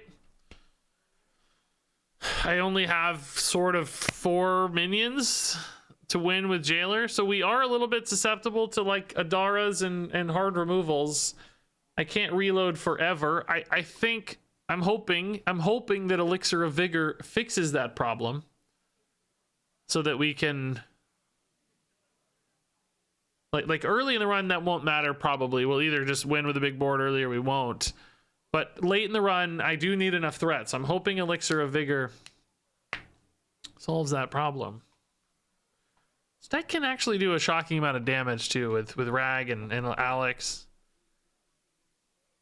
Just get an early Rag down off hero power. Sometimes we'll just smack people to death, maybe. I'm cool with this. Let's try it. Let's see how it feels. I'm really intrigued. This could be really fun or really bad. Typical duels run. Probably a little bit of both. Probably a lot of fun and a little bad.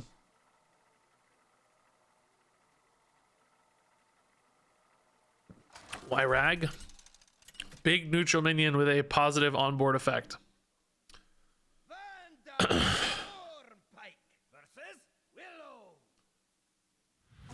My inner conflict to manifest this way. Okay, so keeping one, oh, interesting. See, this is that dilemma we were talking about, right? Can coin the hero power on 1 and play Polk out on 2. Have the jailer in hand for turn 3. I think maybe in that case I dip the Mutanus because I might just hit the jailer anyway. And I'd rather have a Rag or an Alex in hand next to the jailer. But if I don't hit a neutral here, I will miss a discount on turn 2 if I don't hit another neutral, which is actually pretty unlikely. So maybe we keep these. That's fine. I could hard mulligan this, by the way, so that I can try to hit Order in the Court, which is cheaper than Polkelt, but in that case I wouldn't want the Polkelt. I think this is fine. Let's keep this. This gives us a reliable plan. You know, there are higher roll scenarios we could play for, but I don't want to get too greedy. Polkelt on 2 seems pretty solid. Hopefully I don't hit a neutral here that then disrupts the Polkelt on 2 potentially. Okay, we don't. That's good. I think we always want a Polkelt on 2. Then on turn 3 we hero power, probably blessed goods. Turn 4 we can go Mutanus. Well, no, turn 4 is gonna be awkward. We can Mutanus. Oh my god, the Smork here is already insane. Oh lord. Already dead. Lord, he's just dead. Okay. Like the jailer's just not really gonna matter this game. I think we might have to just pivot and play defensively here. Let's see if these trade in or not. If they go face, I'm definitely gonna have to pivot a little bit. Gonna have to get a city tax down, I think, instead of hero powering for jailer. Start is just too fast. Zephyrus already? 1 mana any good here? What does he give you? There's no 1 mana buff in the Zephyrus pool, right? So like Holy Smite, maybe. I'd take a Holy Smite, trade a 2/1. That seems fine. Oh, Humility. Oh. Well, that's actually not that bad for me. You can still just city tax and trade.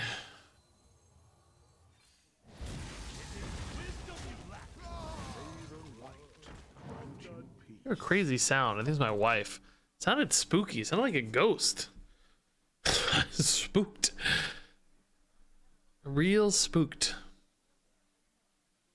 So back to 14. The Vitality Surge actually has a really good chance of hitting an 8 or 9 drop. If I can somehow draw that right. Oh, but I gotta play it next turn or it won't. Oh my god, I'm gonna draw Alexstrasza next turn, so never mind. It's not really that good. It's actually a 50-50. So maybe play it next turn or it goes away forever. It gets even worse. It's always a low roll. These don't abide by deck ordering, by the way, I don't believe, so. Okay, that's a bit of a problem. Get rid of the Plague of Flame. Okay. So hero power, surge here. Again, it's a 50-50. These are just so expensive. This for 3 is decent. I mean, the quality here does let me like trade a little better, but I need to get to the hero powers. I'm never gonna win this. I think I'm never gonna win anyway because the naval mine's incoming rapidly, but yeah, let's take this 50-50. Hopefully we hit Rag. Nice. That's a big deal. Let the dead rest. Oh, we hit Mutanus too. That's nice. Okay, cool. Wasn't really sure, but maybe I should have discounted first. If I got the right restrictor though, I was probably gonna play it, so I don't know. Hard to say. Okay. Hero power, Mutanus, then hero power. If we could get this to 5, I could use that as a big heal, or maybe sometimes a finisher if Mutanus lived. Okay, that's a lot of damage, unfortunately, but Mutanus is fine. Let's see what this eats. Something big, please. Combo piece, maybe. I don't know. Is there Tamsin? Oh, that's big. Yeah, that's the guy to hit. That's for sure the guy to hit. Yeah, see, Alex actually sets up lethal here if they don't clear this. If I'm not dead, I could obviously be dead too, but because they have 8 and 4, we can see at least. Oh, don't hit the. Oh, I didn't hit Alex. No! I missed the Alex. That's really sad. Shoot. Oh, they took Cariel. Okay, that's scary. Rag could be a lethal snipe, by the way, guys. I don't think I can risk that, but do I have to, maybe? Oh,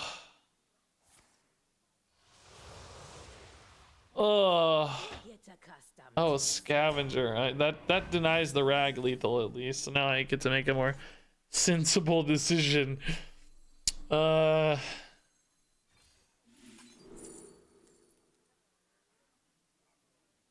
I mean, yeah, I actually really need a taunt. I don't know. This is not looking great.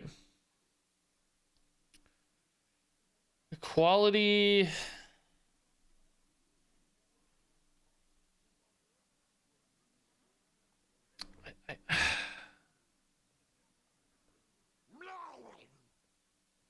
I mean, this play is miserable, but I think it's got to happen. I don't know. Just really dying here, so there are clearly some risks. Any like you know, grimoire of sacrifice here basically is more or less game over, but oh, they got it off the top. Yeah, okay. I think it's guaranteed if they just discarded. I mean, I'm not technically dead yet. Oh, now I am. They just trade this in. Yeah, dang, that was weirdly close. I think if we just hit that Alexstrasza, I don't know, I think I would have had a chance. Missing that discount sucked. It's tough. Oh. Oh, interesting. Inspiring Presence is actually not crazy for us, I think. We get our big legendaries discounted pretty reliably early, and then they just roll off more discounts. Yeah, I'm okay with that. Yeah, let's do it. I mean, backpacks is cool too for Jailer and all of our immune minions. I don't think I should overlook that. Like a turn 6 Jailer or something with a rush is pretty cool. Ragnarok's dead. Alex and Mutanus good. Polkelt's okay.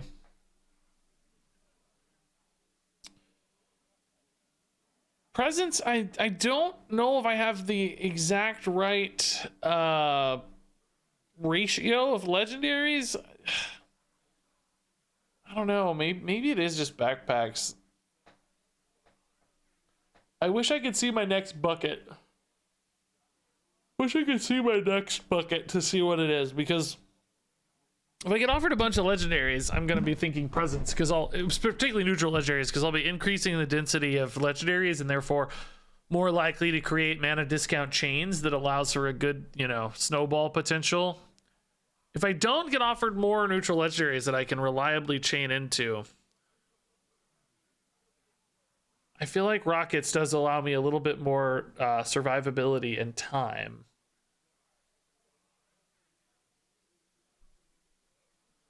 And also good across the rest of the deck too, potentially. Now, we don't currently have a ton of minions, but I know we'll draft more random minions. Is Inspiring Presence a little bit of a win more scenario for our deck? If I'm already playing big legendaries on turn 4 or 5 or whatever, is that 2 mana discount really going to make the difference? I actually think I'm talking myself into backpacks. I just don't think 5 legendaries is enough right now.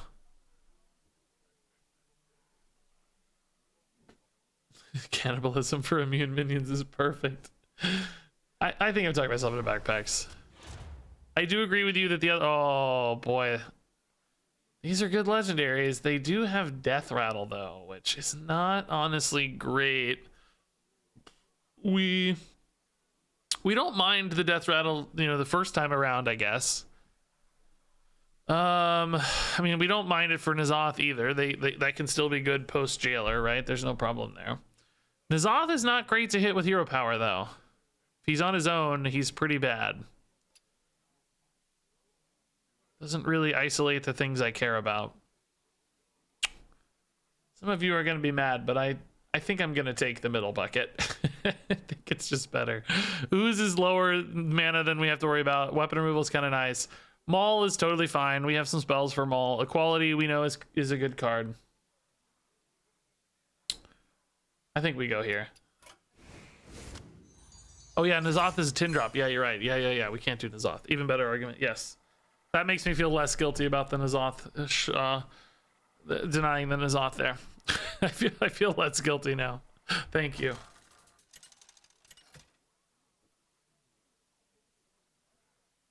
Vandar Stormpike versus Elusia. I do things my own way. This battlefield. No, Jailer is always plan A. How dare you besmirk the good name of the Jailer? All right, we need to find some good neutrals. Kakio, and thanks for the 100 bits. How dare you, though? How dare you? Man, if I don't find a big neutral here, I'm going to be really sad. Okay, Be Our Guest is gross. As we saw last run. Can just straight up steal wins in its own right. I mean, if nothing else, Vitality Surge can help me find one. Hopefully it won't hit, like, Night of Anointment, Just top deck Jailer, make my life easy. Come on. We gotta get to game 3 if we want to get Elixir of Vigor, by the way. Order in the Court's insane. Perfect draw. Okay, great. Perfect draw, dude. Now I get Alex and Jailer in hand. That's great. I need to not be dead, but I might have the Holy Maki roll turn here to survive. As long as I don't get a crazy, Chad, are you guys still doing the Jailer meme? I thought you forgot. Some guy just showed up the other day and said Jailer with his first ever message out of thin air. And I'm glad it's become a meme already. That's delightful. Now, the bad news of this plan is we have really nothing else happening except hero powering. I guess we can Vitality Surge, but I really hope I draw Cariel next turn so I can continue to isolate. Rag would be worse because he might steal a thing. I don't know. Maybe on that logic, I should have. Maybe I shouldn't have ran the 8-drop. Oh, thank God. We talked about that a lot. Remember, I actually discussed that at great length. Whether I wasn't sure if that was worth it or not. But so I can hero power Alex next turn and then Jailer the turn after. I will have a Ragnaros and a Mutanus for the Jailer. We got to win off that. Got to win off that. Just gave him ooze. I don't care. I'm not playing for Cariel, guys. You see. Oh, the Ragnaros. No. That's okay. I can still play Jailer next turn, so that's fine. I'm worried about being dead, guys. We're going for minion turns for the next 3 turns. Cariel's 8 mana. If he hits me that many times, I'm dead. I have to be winning the game in the meantime. May the light grant you peace. I'm going to be taking fatigue damage. I'm going to be taking board damage. I don't have time to fiddle around with ooze. So I can always hero power here. Great. Oh, I should have played Jailer first. Dang it. I'm an idiot. Should have played Jailer first. This is 18. One of these should be discounted. I goofed it. I had 2 mana to spare. Should have just played Jailer first. I goosed it. All right. It's gonna be really hard to clear these out, man. Do I have to just Alex draws a face?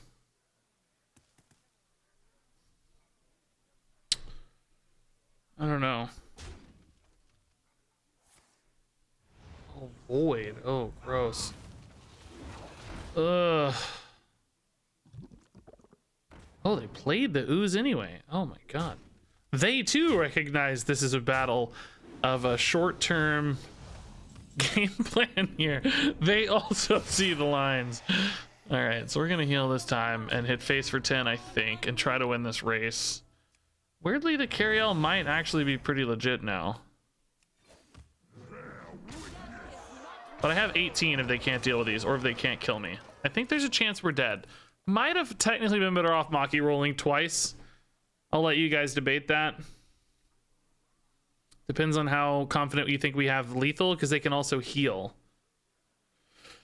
Oh God, that's they can get a Cariel there. Oh, don't get Maki roll. Oh my God, if they got Maki roll, then I definitely made the right play, but I'm still horrified. They might go for the Ragnaros lethal that's playable at 4. They're Rag lethal? No, they spend that much mana, they won't have lethal. Cariel, by the way, is 4 damage guaranteed to face. So we'll keep that in mind too if they heal at all here. Oh, they went Maki roll. Oh! Well, they're at 18, 20. Oh, so we're fine still. They at 20? They're not dead, right? Oh, they're 22? Oh, that's totally fine still. Nice. This hits face for 4. We have 18. Woo! I'm not dead, right? No, I'm not dead. Oh my God, dude. Perfect. Perfect. Our hardships only strengthen our resilience. Great. Great stuff. Spicy game. Wow. Okay. Dude, I don't like how like this is just so all in, you know. These make me really nervous. This stresses me out. I am glad that we have a pretty good chance now though to get to all minions in deck. Nah. I like that we have a chance to get to Vigor. I think that would be really cool. Okay, these are pretty decent minions with backpacks, honestly, and non-neutrals too, which is good. They don't mess up hero power. I think that's fine. This is not really good enough. Jailer! He got Jailer!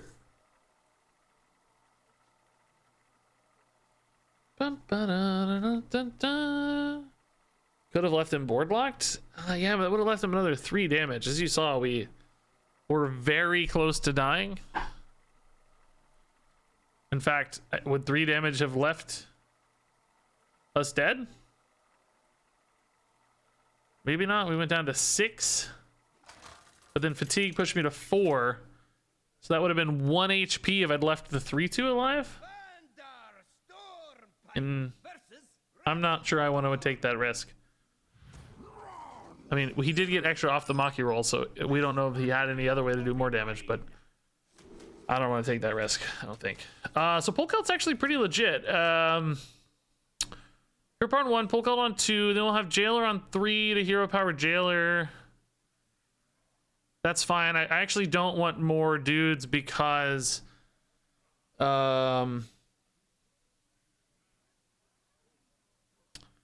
does mean I'm kind of locked into only these cards, but it's okay. We'll try. What I was gonna say is I don't want to risk getting another neutral because then the Jailer's less likely to get hit. By the time I get Alex and Rag, I'll have 3 minions. So the longer I can keep Jailer as the only neutral in hand, or one of only 2 neutrals in hand, I should say, the more likely he is to get discounted. So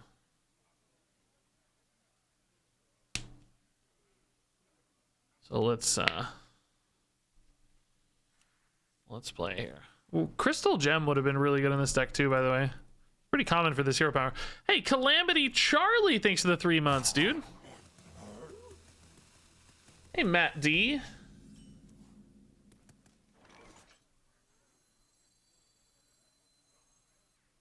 Ariel's pretty good to get, I guess. Well, not really, because it does mean I get another neutral sooner. You don't get Jailer? What do you mean? Why don't I get Jailer?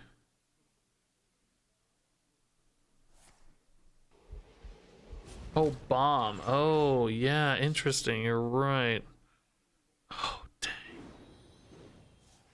You're right. He's gonna shuffle a bomb. Oh, you're right. Shoot. Countered. I needed order. I have no way to deal the damage, though. I need a plan. I need to be able to draw the same turn I pull Celt in that case. Dang. Freaking bombs, dude. Countering me like idiots. Look at this. Shoot. Well, we're just gonna high roll it anyway. I just feel it. I just know it. He's gonna shuffle it right to the top of my deck for me. I can feel it. Come on, buddy. Mage armor is not a bomb, bro.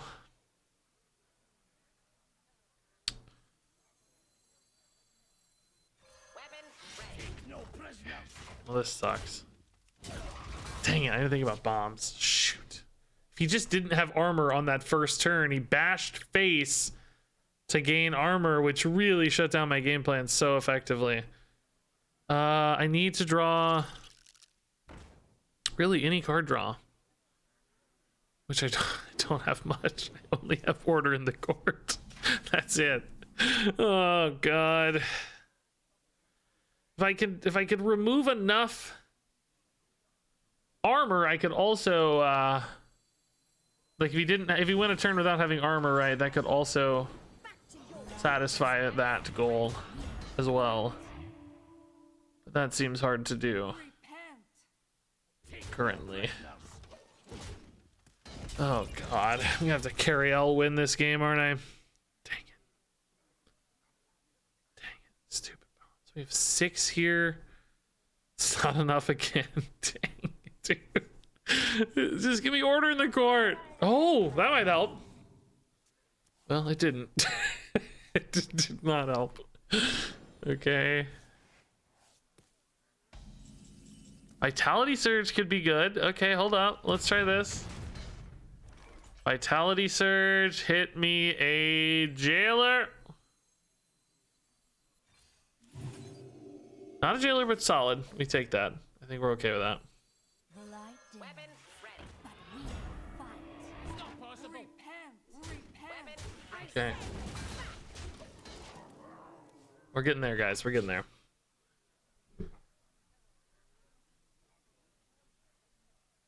Maybe we can clear the armor this turn and go for it, right? It's fine. Well, we never really know, though, because he can always get it back. We don't really have any way to know that. No way to trust that he'll have 0 armor. Rag here is good, though, to eat some armor, that's for sure. We like it. Kind of playing this like an old school way. Just straight up big dudes. I should have hard mulligan for bigger dudes as soon as I saw his bombs, we should have, you know, not relied on this game plan. It does mean, though, that theoretically, only if he ran out of armor or changed his hero power or something, we could put all the bombs a guaranteed number of draws away, which is only 4, so I don't think that's a good plan, but theoretically, we could do that. Do they have a Ragnaros answer? Where is Order in the Court? Where is Order in the Court? He took a triple patches bucket. Wow. Where is Order in the Court?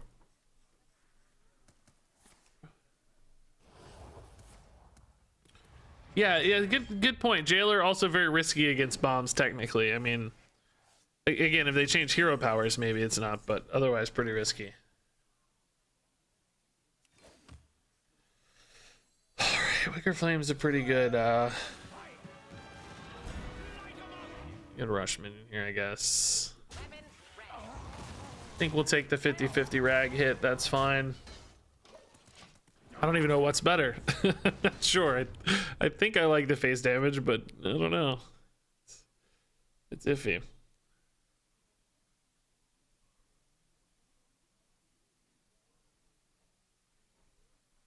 All right. This is going okay. I mean, this could be a lot worse. Ragnar's putting in some work. It's already dealt 16. I think carry out next turn's fine, especially if there's a 2/2 or something laying around. Frostmourne, okay, that's a little slow. Rag is gonna connect again here, and that's really nice. Do I want to Swamp Ooze, though, is the question. It gives them a Wicker Flame right away. I think I maybe do it next turn. I feel like the carry out here is just really nice. Good to get it going. We're getting close to Alexstrasza lethals, so I'm just kind of thinking about trying to end the game soon. We have 10 with Alexstrasza. And here an attack.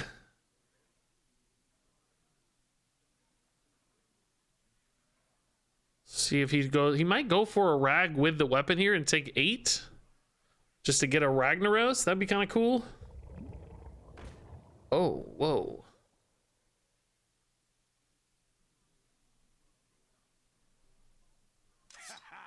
Gotta get through me. Any guaranteed lethals here, like a quality hit? It's gonna be like a 50-50 lethal, I think. Oh, hey, buddy, finally showed up, huh? So Alex hit is just 9 or 10 to face. He's at 15. That would leave Rag at a 1 out of 3 for lethal. Oh, Alex has rush though, so I think that's lethal. 16. Yeah, that's just lethal. Alex has rush, so we can just kill the 2/4, rush into the 8, rush into the 7/7. Yeah, this is just lethal, right? Cool. Missing anything here, am I? Thanks, dude. Good win. Wow. Kind of did not go to plan, but oh my god, I'm not dead to bombs, am I? Carry weapons, I'm sure we're fine, but my god, dude, 3 bombs? Okay, 3 bombs. Good lord, dude. All right, that's cool. The rush is paying off mega dividends, by the way. Rocket Backpacks has saved us twice now, I would argue. We get Vigor? We got Vigor! I think we take it, right? That's the plan. That's the move. Guardian Light's not it. Idols of Balloons, not it. It's definitely Vigor, dude. That was the plan. All right, let's go, dude. Let's freaking go. Moonfang's a decent target for hero power and backpacks. Not maybe so great with Vigor, but okay. It's kind of like its own little immune. Robes doesn't matter for immune. Death Warden doesn't matter much. Lothraxian and the Silver Hand don't really call out to me. The Murlocs don't really call out to me. I think this is definitely the lesser of three very, very evil cards. All right. You hate playing those into the Vigor, but you know, if we do manage to pull off the Jailer game plan, it kind of won't matter.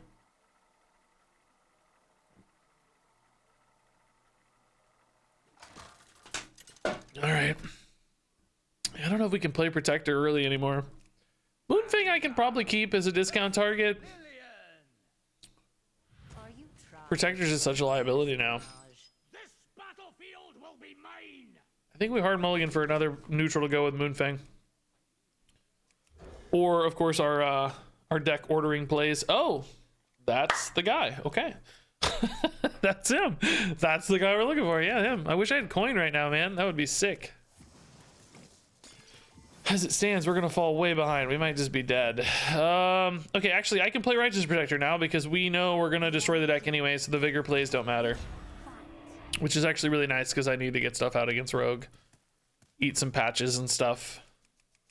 Still hero power on 2. I think we still hero power on 3, even though Moonfang doesn't benefit. Hero power on 4 and mini bot, right? Like, we're kind of wasting these, yeah, but it's okay. Dang, dude, Fillet Fighter's a really good start. Good lord. Ugh. I don't know if Jailer's gonna swing fast enough, guys. We might just die here. Shady Dealer is already a 5/4. Are you kidding me? I think I gotta play Moonfang. We gotta respect the game. We can't just play the game plan, right? These trade pretty well, but if they want to do that, I'm okay, I think. So yeah, mini bot hero power next turn. This is 6. We'll play it on turn 5. Oh no, we won't, because 4 it's gonna go to 6. On 5 it's gonna go to 4. I don't have mana. Playing it on turn 6. Oh, that seems late. Mage Armor though is pretty nice. Mage Armor's pretty nice. Jailer's playing C now. Yeah, maybe. To be fair, yeah, definitely falling behind in priority. No question. Acidic Swamp Ooze. Okay. I like Ooze better than Minibot for now. No, but I think it will be good.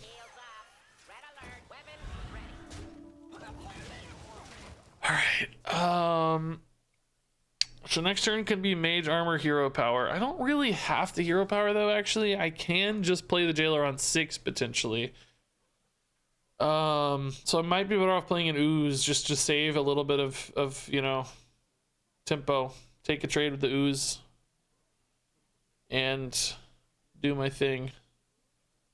Still gonna be really hard to get Jailer down in time though. I'm really nervous. And even once I do, it's gonna take me 2+ attack cycles to win, which is gonna be a pain. Yeah, that's a great Ooze target. So I think we Ooze here. The Jailer can of course take a trade on something, but is there gonna be a juicy target, or is it gonna be a bunch of little garbage, right? That's just chipping me down. That's the big issue. The big ask here.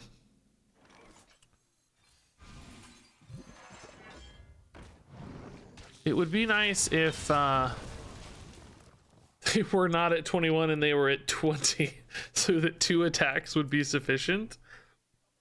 But I think that's a little too much to ask.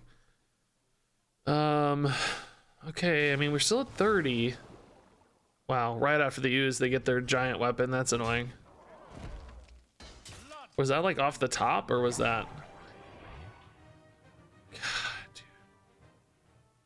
This board's getting really gross. I will have a Death Warden I can play, but I'm at 20. I just feel like I'm not living here, right? I'm at 16. Yeah, I'm not living here. There's no way. Fortune Light, you ain't gonna do anything, bro. Yeah, just a turn late really here, unfortunately. I could give this Wind Fury somehow, I would still lose. I mean, I know what I'm drawing, right? It's another Jailer, so I can play Jailer and Death Warden, but oh yeah, that's gonna do it. Only one of them gets rushed though, so. Dang, just a little too smorky. Really close though, honestly. Well, maybe not that close, I don't know. So sick of playing this deck, by the way. Yeah, City Tax would have been awesome. Would I've had ability other than Jailer though, and just like take a reset? I don't know, it may still not have worked out well. Yeah, I think Staff of Scales is good. We clearly need some reactivity sometimes. That's fine. More dudes. Big healing taunt guy is kind of interesting. Frost Elmo is a neutral. It's kind of interesting. Could freeze face. Scarlet Purifier's a card. I don't know. Yeah, I guess, man. I don't know. This is again falling off pretty fast. If I tried Dexter Dude Pally in Standard, I didn't watch Dexter's video, but we did play a Dude Paladin like 3 days ago. I didn't think it was Dexter's list for the record. I think we found out HS Replay. It could have been Dexter's list. I don't know. Did he make the deck or just make a video on the deck?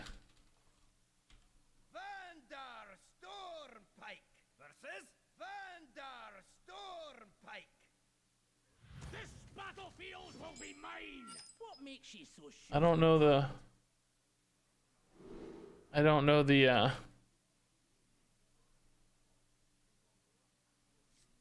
origin story. Ooh, spicy. Order in the Court on 1.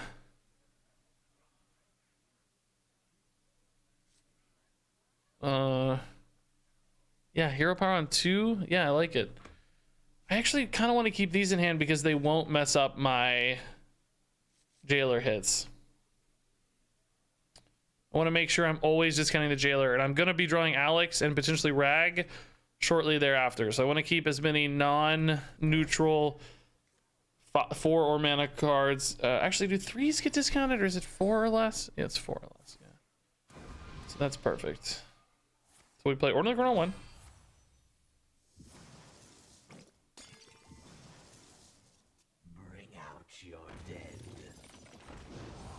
All right.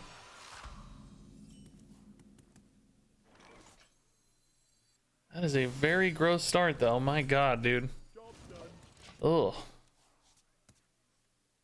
Undertaker. What year is it? I actually legit have. Wait, are you kidding me, dude? What in God's name?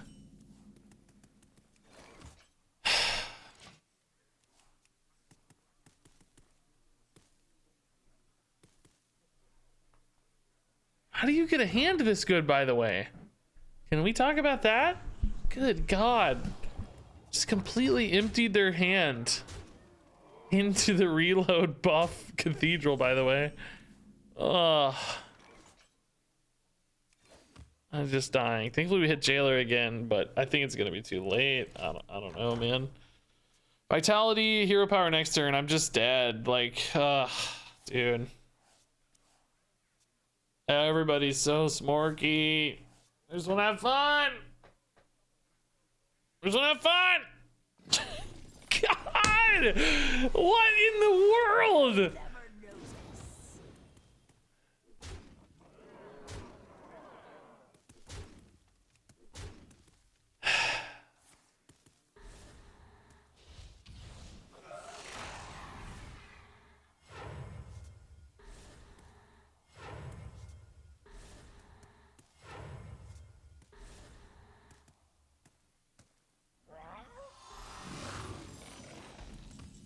That's actually pretty fun, yeah.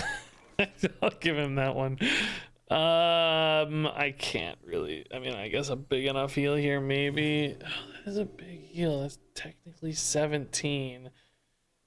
I can't kill that. Well, I can with staff next turn, but I'm gonna die to the 1/1s, right? I can't actually beat the 1/1s. How's my evening going? Well, What do you think? Oh, I'm dead to thing. I forgot I'm dead to thing. Cool. Thought it was next turn. Dude, his opener was the most insane. Like, remember, he's like a 40 card deck already, right? Like, what an insane opener, dude. So gross. So gross.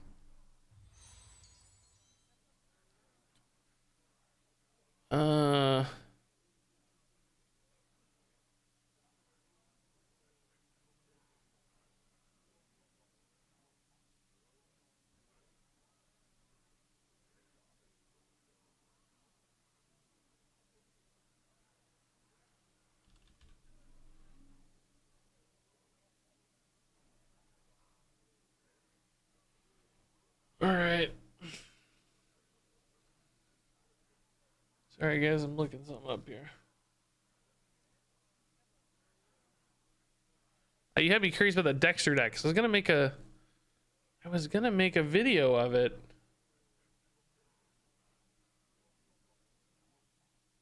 I was gonna see when he played it first. I didn't want to yoink his deck, but I don't know. We played it on the 28th. This is the one we're talking about, right? This is the one I played. Jury Duty. I'm not on here, but I actually streamed this. I don't know when it. I did not make the deck, by the way. We found it on HS Replay. But this is last played. That doesn't really help us. I want first played.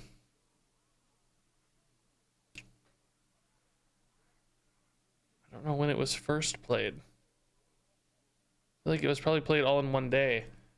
Yeah, I don't know. I'm trying to figure out the origin story of this pure Pally deck.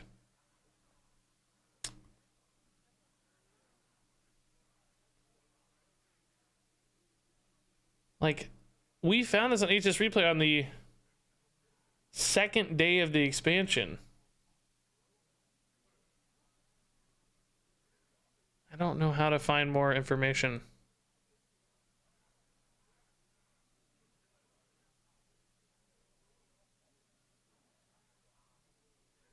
Well, maybe this is actually a different list because it doesn't show me playing it.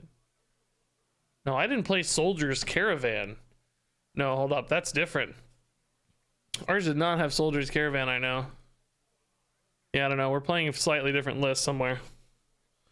Anyway, I just didn't want to yoink his deck.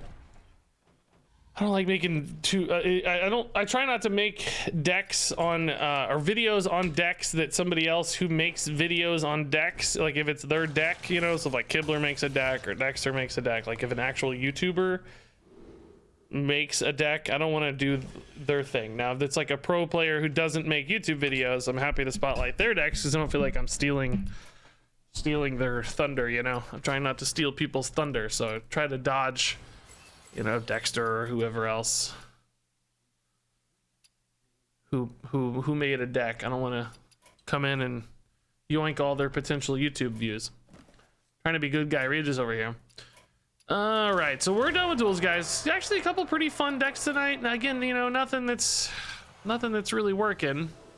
There's my I played Beast Hunter to Legend last night. That's my results. Thank you Beast Hunter, for the 10-star bonus last night.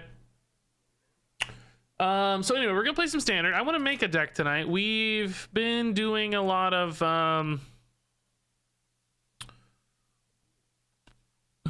pre-made successful decks. We've been playing a lot of stuff that's like halfway decent to give people on YouTube a picture of the meta. But today I want to start making more goofy stuff. I want to start making crazy stuff. Today I want to start making stuff that's more for fun and less about being good. So what I wanted to do was I wanted to make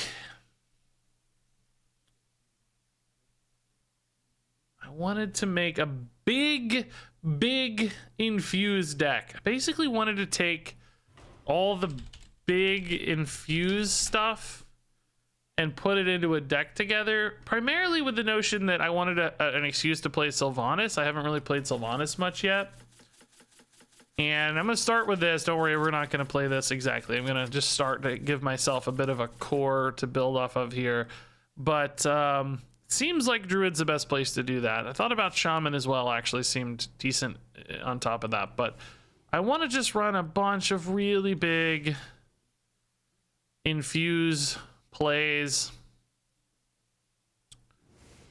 I got to think about how I want to do all this exactly, but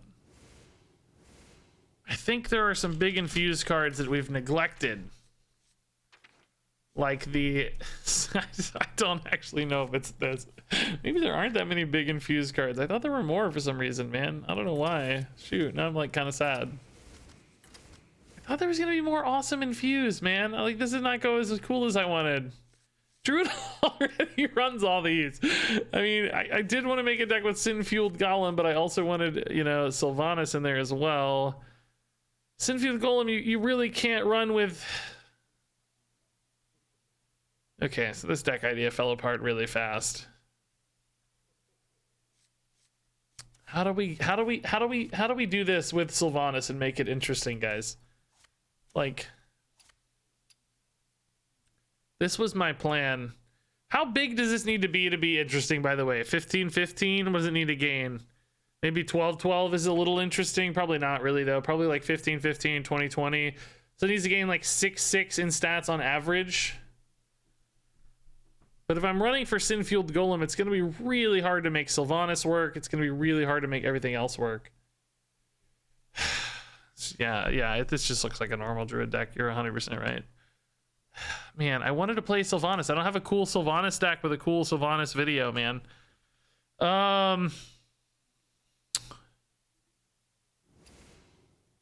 Is there any way to do this without tokens that makes any sense? Like 3/2s pooling into the Sin-Fueled Golem is just not going to be good.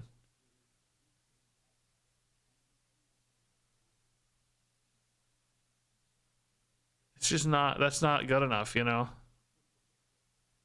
How do we get bigger minions? I mean, three 3/4s, for instance, is adding 9-12 in stats. That would make it an 11-14.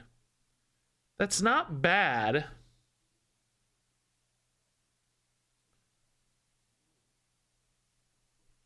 We could maybe do this in Shaman with Glug, because Glug is kind of an infused play. Maybe like Priest has the survivability to support that. Like Priest just playing a bunch of taunted like 6/6s and 2/6s and stuff. But I thought Earthen Scales was a really good payoff for this card. You know, between this and Devourer, I thought, oh, maybe we'll have enough big stuff.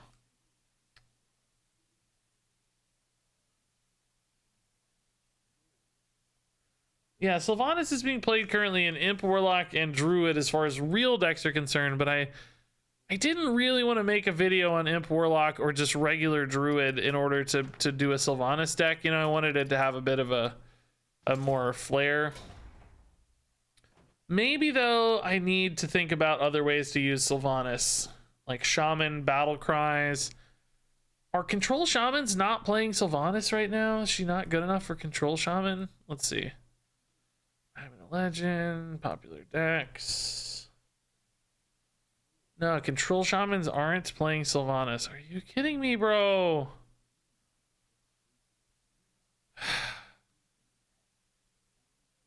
I would make a video on Control Shaman maybe, but I would want Sylvanas in there. Brr.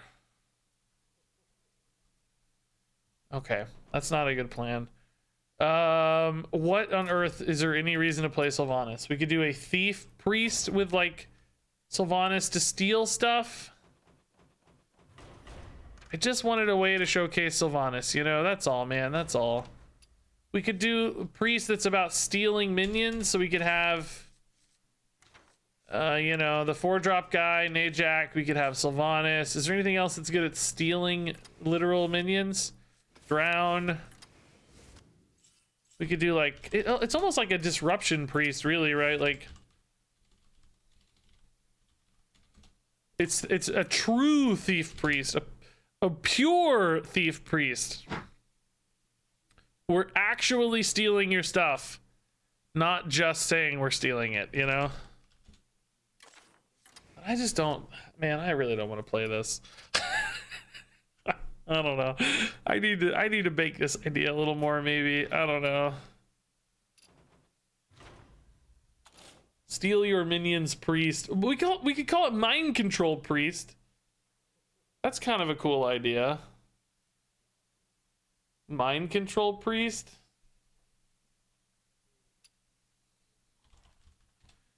I wish we had mind control tech. You could do this in wild and it'd be more thematic, I suppose.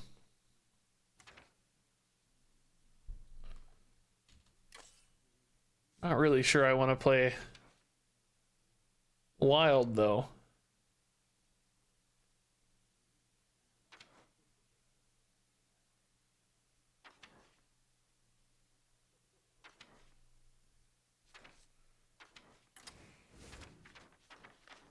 Any other things that actually steal? I mean, obviously Harvester can help us steal, but I'm just thinking anything else straight up.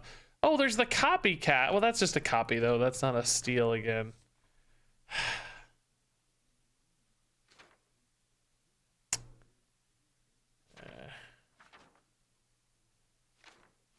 I feel like we're gonna trend awfully close to just regular thief priest, you know? And I don't know if I want to do that.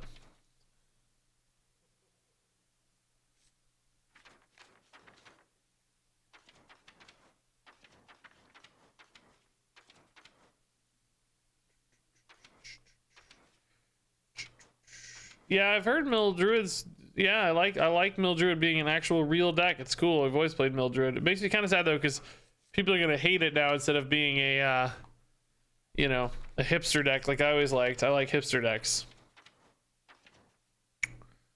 I don't know, guys. I'm not like totally sold on this idea. We're gonna maybe, well, let's table that one for now. Let's table that for now. The other thing I was gonna do is I haven't played Meltranics yet. I've already done Demon Hunter and Hunter decks though. Hold up. Let's talk about a weapon warrior. Okay, as you can see, I'm rifling through a list here, trying to find the thing that's interesting to me. I wanted to play this guy, and I didn't. You know, we've played so much in Rage Warrior. I didn't think it in Rage Warrior with a weapons expert in there sounded very exciting. So I thought we might try to build an actual like weapon focused synergy deck, because there are still a lot of these weapon cards like the Black Scale Brute and Lady Ashvane, and there's a lot of these in the game that aren't getting played. I thought it might be nice if we just played an actual weapon synergy deck with like weapon buff cards, weapon synergy cards, right? Probably gonna have a little bit of a pirate angle to it, I'm sure.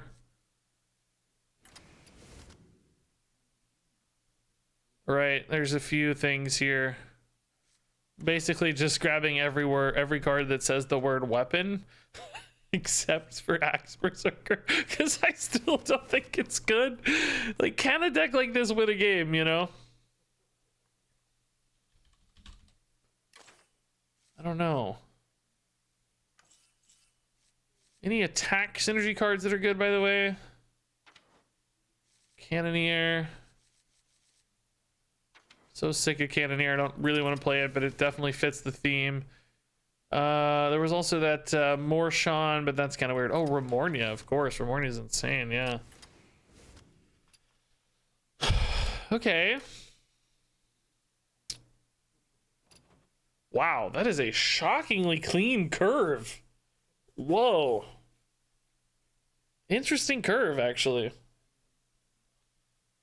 Kind of cool. Okay. I don't love the 2-drop package much because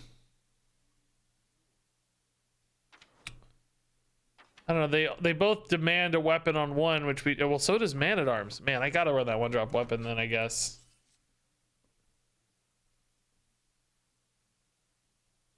Is axe necessary? Let's think about it. We've got like dredge, we've got forged and flame. I think I can cut axe. I think we're gonna be hitting face a lot, actually. Actually.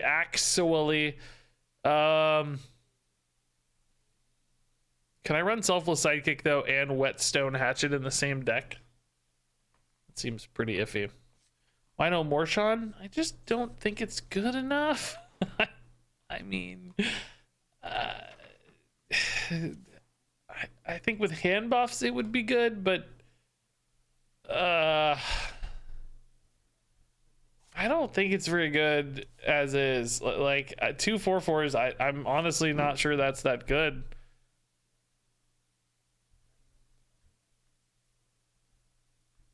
I know this sort of conversation always upsets people, but I think there's a legitimate conversation that 2 4/4s is just not that interesting anymore. I think you need to be able to make a bigger play. Now, for the record, I don't think Black Scale Brute is particularly interesting either, but I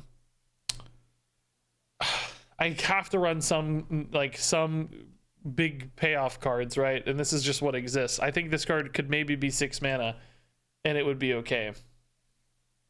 But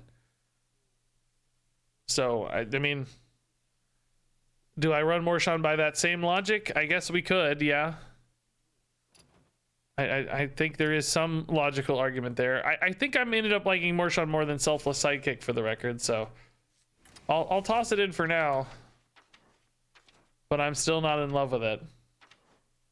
Some ways I think, you know, just a Mr. Smite would often be better, a little less on theme. Yeah, R2C2 is kind of putting it well there. We live in a world of a 1 mana 4/4 rush, 0 mana 3/5 rush. So a 5 mana 4/4s, just, you know, they just have trouble competing these days.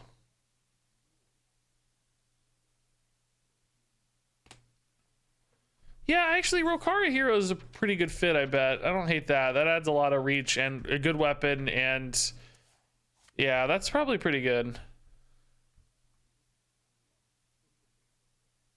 Still really nervous about this early game curve. I really don't like it much. Maybe 1 Gorehowl and 1 Rokara is reasonable.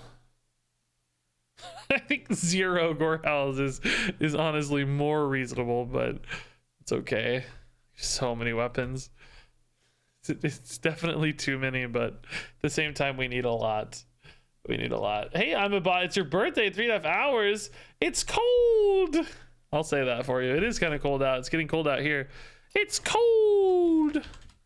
So weapons expert, weapon warrior. Let's see how this feels. You know, this kind of deck's one of those decks that's probably not actually ever very good, but it's probably going to be a deck that wins some games just because sometimes having a lot of weapons and ignoring people and hitting them in the face really hard is a game plan that succeeds in Hearthstone.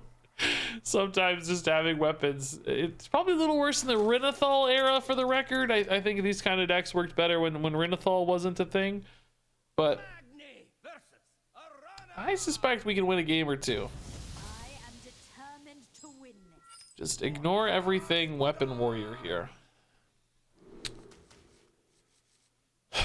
I mean, this early curve is decent, but I think Man-at-Arms isn't quite good enough, actually. I want to find a weapon, maybe. Okay, Whetstone into Smith is pretty cool. Whetstone Fogsail might make more sense if they play a 2/2 guy. We'll see.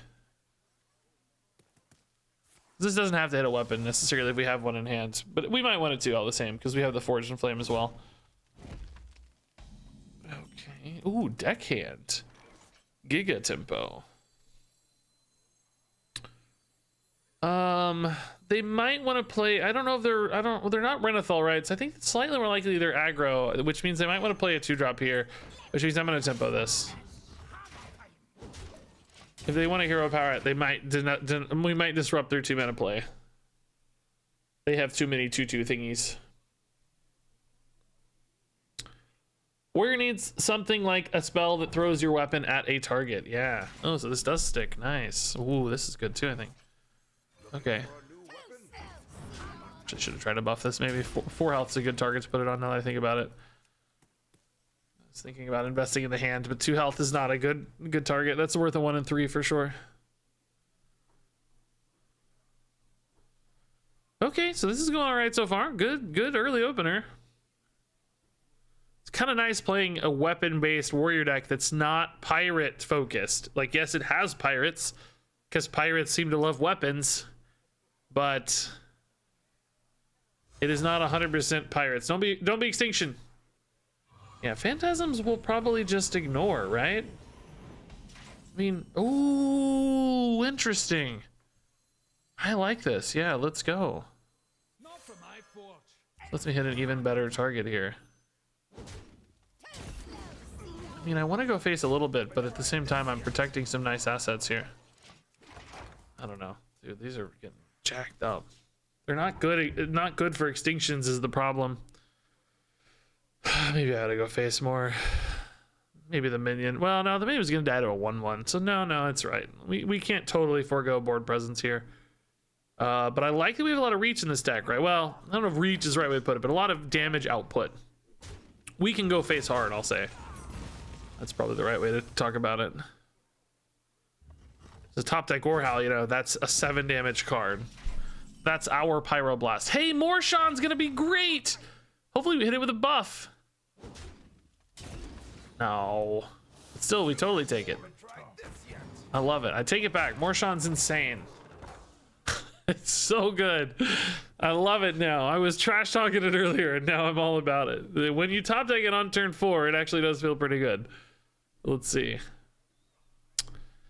So a little off curve now, unfortunately, since we coined the Morshan. I mean, I think that's the right play to make, but maybe a Lady Ashvane off the top here would be perfect, or a second Morshan. That'd be cool.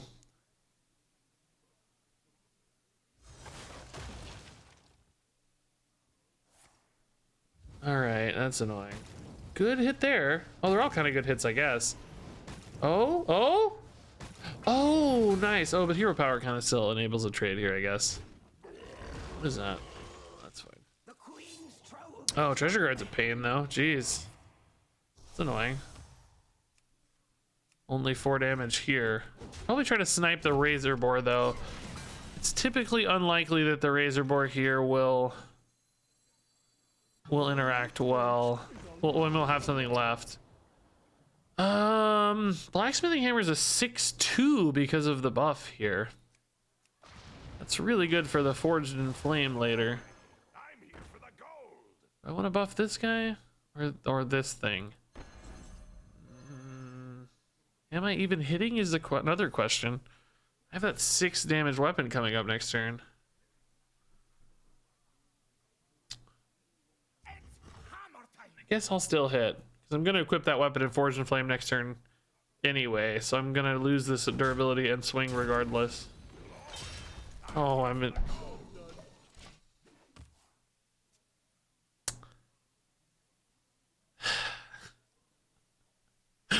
Sometimes you get so caught up in trying to optimize everything that you don't optimize everything. My brain was working. I was like, I got so high IQ that I circled back around to low IQ. It's like I had an integer overflow IQ and it went right back to 0. That's exactly what happened. Oh my god. Okay. This is a good little start here. I like this. We just had an integer overflow. Hey, Miggle HP, dude, thanks for the 11 months, man.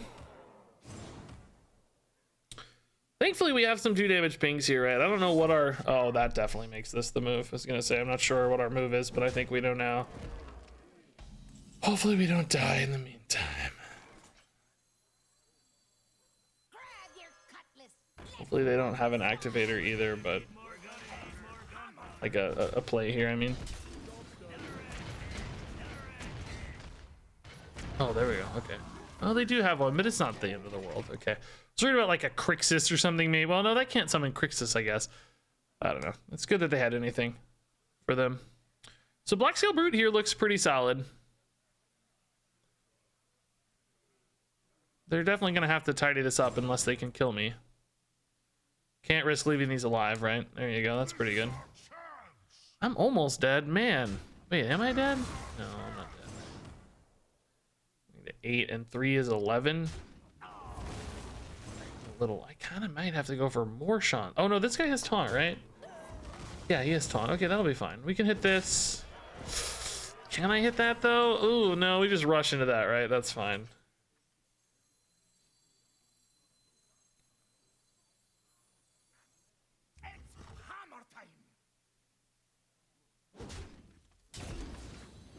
Ooh, spicy buff. Okay. Don't have a thing in here. Nice. Okay. Yeah, the taunt here might be really clutch, actually. Morshan's same story. They could be good too. Oh no, is that enough to clear? Oh, it's gonna be. Yeah, there's 6 at least now. Shoot.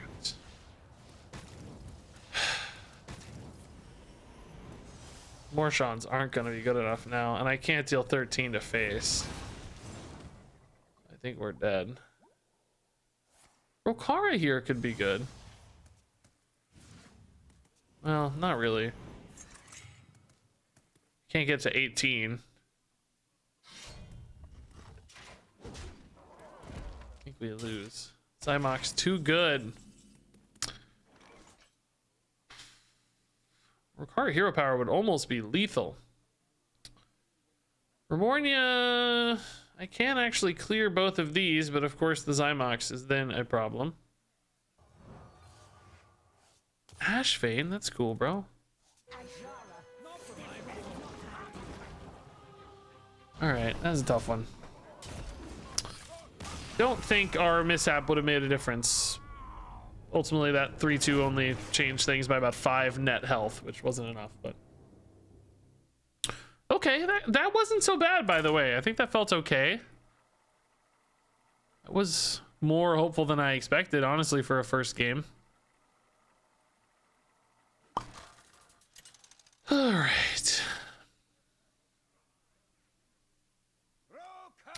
Another Demon Hunter. Alright, Man-at-Arms a little iffy without knowing we have a weapon. Same for Fog Sail. I think we just dig for a better weapon opener, or I think if we don't get weapons, I think like Obsidian Smith is our next best, or Weapons Expert. Oh, that's a really good opener though. Holy crap. Okay. A really nice opener. Evil draws close. Hello there. I don't have a headset on, so I have no idea how legitimate those sounded, but I bet it was pretty close. Evil draws close. Hello there. She sounds like she's like a southerner, like a southern farmer. Hello there. All right, Trident's not bad, I guess. Oh, good hit, nice. That animation looked wicked cool too. Yeah, I think we're happy to play Weapons Expert for the buff, right? I don't think we need to greet it, do we? I mean, it's really good on a Sharon Trident. That's true, but man, maybe I do now with the Ashvane incoming. Like Ashvane just really pushing the Trident here a lot. That sounds kind of cool to me. I'm cool with trying it. I don't know. I can play Ashvane this turn too, though, which is probably better, and then Expert the turn after, just from a mana standpoint. Coin Ashvane just to get a 5/5 down is pretty nice. Better than getting a 3/2 down. Oh, I gotta hit this idiot now, though. Dang. Well, that's annoying. Morshans, perfect. Dude, I'm gonna be honest, the Morshan has felt good every time I've drawn it. I am gonna eat my words. I trash talked him so hard. Now, to be fair, I did put him in the deck. I gave him the chance, right? I had enough faith to include him, but he's felt pretty good every time. I am a Morshan apologist now. Still like Ashvane though, it's really nice. Could maybe go here too. We got to think about it though, because black scale on 7 might be really good if we play this guy on 6. Really, any other play with this that works out nicely, you know, I don't know, some kind of 3-drop or something would be pretty cool. Did they whiff here? They're taking, they seem to have maybe not gotten anything worth it. Oh, they did whiff. Wow. Jeez, they double whiff. They didn't even get 1 minion down. Gosh, that's tough. That's really gonna hurt. Feel bad there. All right, Lady Ashvane, carry us to victory, dude. Remember, she's buffing everything in the deck too, which is so cool. So like, you know, our blacksmithing hammer is already a 6/2, for instance. That's so nuts. All right. So if I want to draw, well, yeah, Obsidian Smith will be totally fine. We don't need to draw here. We're getting really close to ending, so we'll just keep pushing face if we can. Hit Ashvane. Nice. Dude is low rolling like crazy, and I think he's dead. Yeah, maybe. I don't know. Depends on what these are, I guess. Oh, Fell Barrage is gonna save him. Nice. Oh shoot, bro. Bro. Bro. Not chill at all, bro. Not cool, dude. Mad disrespect, sir. Oh, Sunken Trident. Hitting minions is not super useful for me, actually. I think I'm better off just taking the raw damage of the Asharan Trident here, or maybe the Fog Sail is also just damage. Probably playing Black Scale Brute next turn.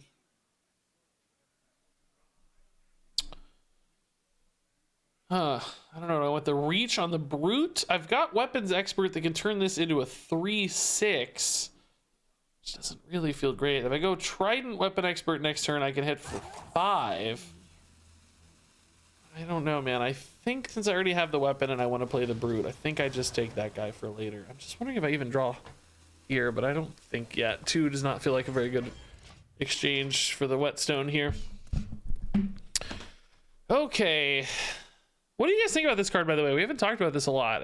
This card was in the review season so divisive. Everybody either thought it was going to be the most OP card ever or the most awful card ever. It was going to be useless. Like literally, oh, I play all 1-drops. That card's stupid. Or like, oh my god, that card's never going to let me play a card. And you know, I kind of had the same take, but I represented both sides in my review. I was like, well, I think there's gonna be some decks where this is just completely useless. Like you saw, it kind of disrupted us, but not much. We still had a decent turn there. It was a little disruptive to us, certainly, I would say. What's crazy is the data on the card so far. Its deck win rate is exactly 50%. It's the most down the middle. It is like just the most down the middle card I've ever seen. It's exactly 60%. That's so crazy to think about.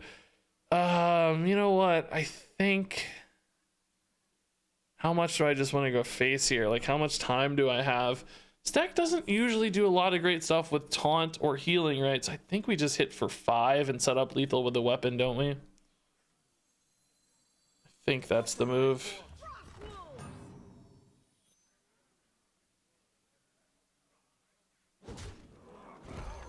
I don't know how much healing they have or taunt they have, but let's make them have it. It's so crazy that it's exactly 50%. So it's only 5% of decks right now, which is, I think, a little low for Demon Hunter cards. Yeah, let's see, where is it? It's in 36% of Demon Hunter decks right now, so it's definitely not the like super pervasive everywhere sort of card some people might have expected, but it's not terrible either, right? It's exactly what we said it would be, actually. It's kind of fringe good, but not great. It's right in the middle. That may go up and down as metas persist, by the way, and I cannot believe they hit double I-beam off their freaking school teacher, by the way. That's so gross. Changing my timeline a lot here. But I think it's okay. We're still gonna go face. We're still gonna play this big swing card here. We definitely need to respect the Bran. If needed, I can dig for a bigger lethal as well. Like I can trade the Forged and Flame in here on the 3 attack to try to find either a blacksmithing hammer or a Gorehowl that has now been buffed. Like this is 6 and this is 8, so that might help us a little bit here if they don't have any more healing or taunts.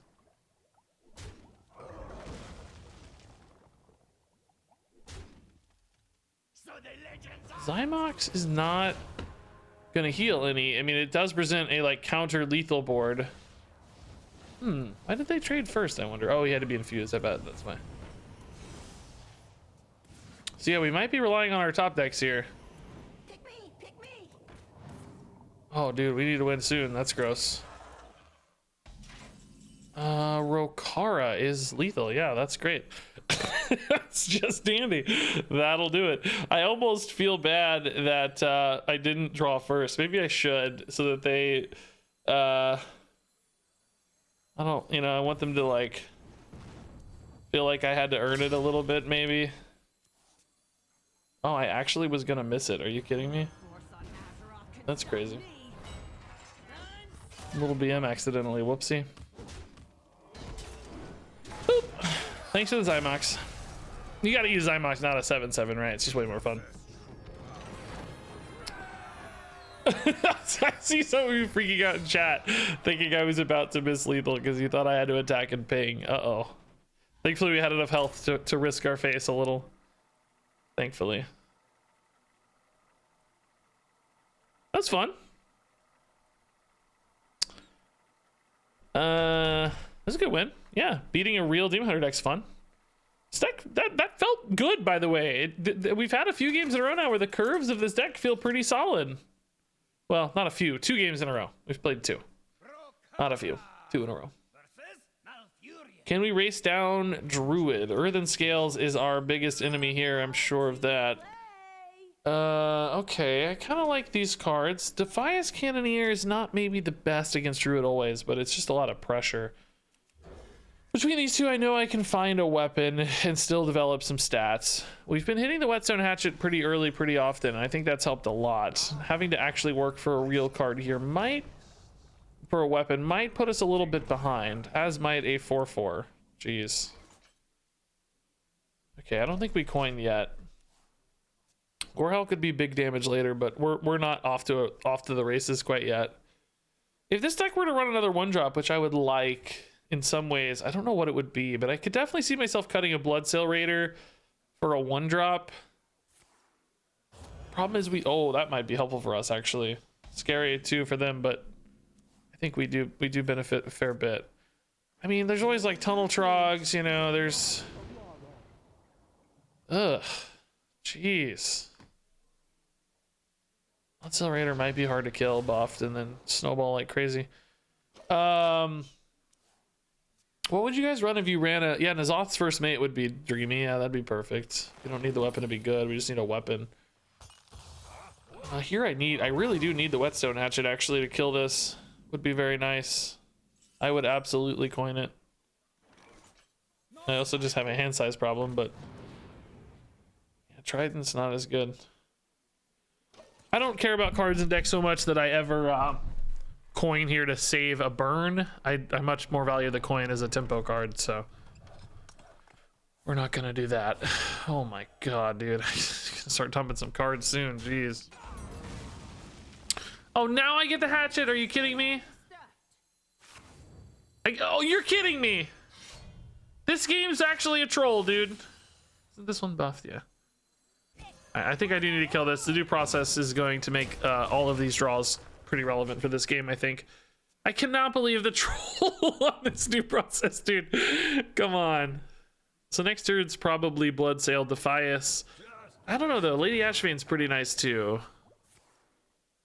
Oh, that's a great answer to this. Jeez, I was hoping this actually got to connect some.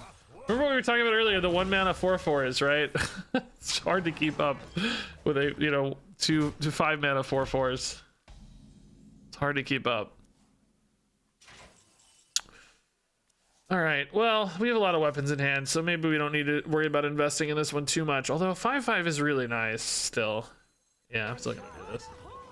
I think we took too long to get going though. Double Kelp Keeper was really, really efficient early game answers. I don't suspect we'll ever compete late against Druid. They just have too many amazing things and still way too much health. They need to be at like 15 right now for me to have a chance. Because we'll see Earthen Scales, we'll see Insatiable Devourers, we'll see stuff we just cannot deal with. Crazy plays we can't handle. I guess we could maybe, if we had enough life, like devour their face with a Rokara. It's kind of a neat idea. We already see the Devourer, by the way. It's like, you didn't even give me 1 minute, man. Not 1 freaking minute, dude. Kind of rude, isn't it?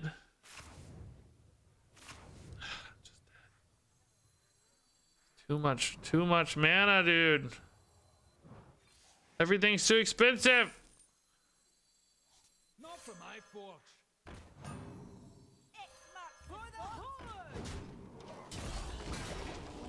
Okay, there's just no way to win.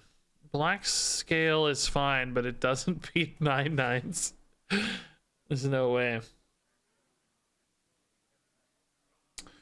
Is there a dormant requirement for a 1-drop that would outweigh the benefit of massive stats, like 10 dormant, 12/12? Yeah, I don't think a 10 dormant, 12/12 would ever get played. That's just so long, right? Oh my god, here's the Earthen Scales we talked about. Jeez. I don't know, man. That's an interesting thought exercise. I've also had that other thought exercise, like how big would a 10 mana non-statted minion need to be played? Like if it didn't have any text. Like I don't even think a 40/40 is big enough. I don't think a 40/40, well, assuming no, like, you know, cheesing it into play shenanigans, no like big shenanigans or whatever, but if you had to play it honestly, let's say, how big would it need to be? Man, Rokara was definitely a pseudo win condition here. A little sad by that. Okay, we can try to snipe this. I'm gonna make a bold, risky maneuver here, man.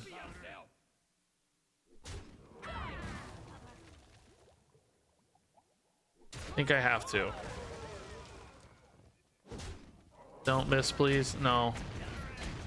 No! Dang it. I honestly thought about not hitting the 3/2 to really push my luck. I hedged a little by hitting the 3/2 and we still missed. 5 minutes since we see play.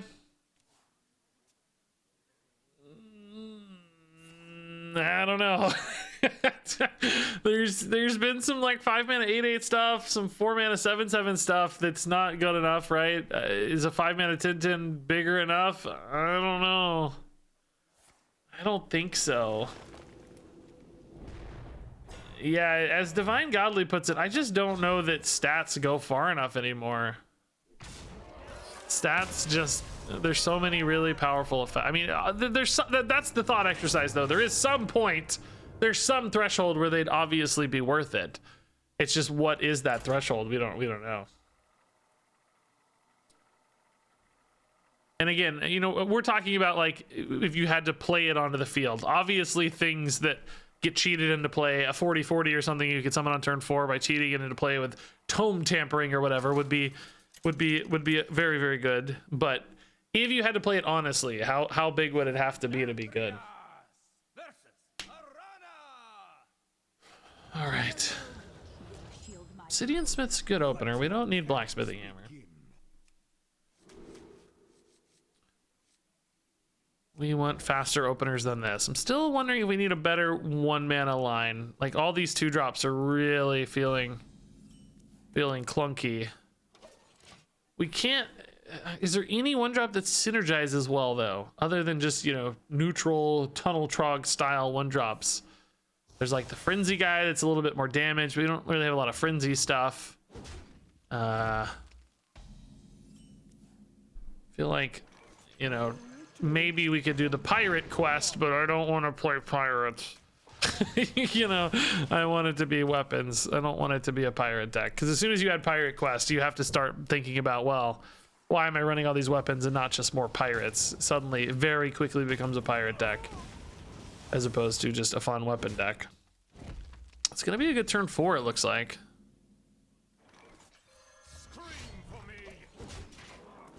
Does the deck feel decent so far? I mean, we're not like getting totally blown out. Well, we got blown out by Druid. We're 1-2 so far. The first 2 games were close. We won one of them, as you heard. So I would say it has felt okay. I mean, not maybe too bad for a first pass of a off meta kind of deck, I'd say.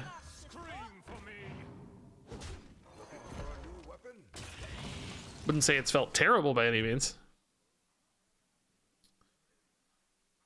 I think maybe I need another 1-drop, but I don't know what it is, and I don't know that 1's enough because that may not really help enough. Wow. 3 Relic of Extinctions already. Cool. Guess that means I don't have to worry about any more, but jeez, dude. I guess I'm gonna be honest, I'm getting a little sick of playing against Demon Hunters, man. It's all over duels, and now it's like apparently it's all over standard too. Ugh, getting a little burned out on the Demon Hunters. I feel like this needs to be a Forged in Flame, but I think I'm too far behind. I take a Gore Howl. Not really looking to play it. I don't know. Should have attacked first maybe, but I wanted to use the Forged in Flame.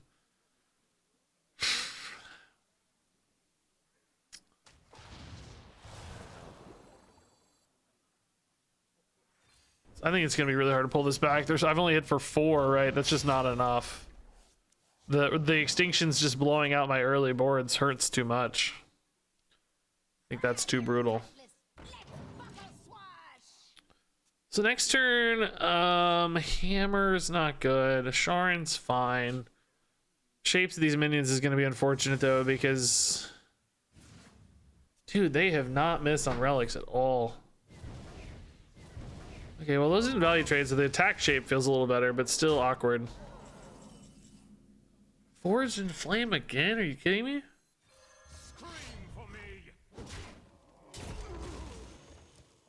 I mean, maybe, I don't know.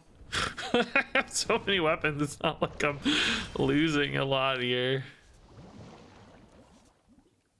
Okay. Just gonna roll Kara next turn to try to shift into maybe you can't really shift into a long-term game plan against Demon Hunters, of course, but I don't know, pivot into something a little more mid-game at least. Rokara into Black Scales, like try to build a board that way. Oh boy. Okay. Dude, they have so many. They just hit every relic early. My god. Dude, they're in the top 15 still, and they've literally played every relic card. Oh, they have one more Relic of Phantasms, I guess. Jeez. And they got that off the Nagaling, so I guess we're just dead, huh? Brutal, man. GG, dude. We can't beat you. You're too good. Remember when most people thought relics wouldn't be good enough and only ever a tier 3 deck? I do remember that, but they got buffed, remember? that was accurate. That was right. And then they buffed them a bunch. Remember they made the Relic of Extinction cheaper, and they made the Relic Vault cheaper, and they nerfed a bunch of other cards. So people were correct in that assumption, but I do remember it, yes. I think I liked it better too, if that's what you're getting at. I think I might have, I don't know, I'm getting a little frustrated by relics today. It's just very, very common, and oh my, this is a hand. This is, oh, yes. This is the hand that dreams are made of. Yes. If you had any doubt what this deck was, you don't have any doubts now, man. That's beautiful. It's absolutely beautiful. Of course, we only need one of these, and I think the Hatchet is definitely the best opener, given our 2-drop follow-ups here. Man, not a good mulligan. That sucks. Too expensive.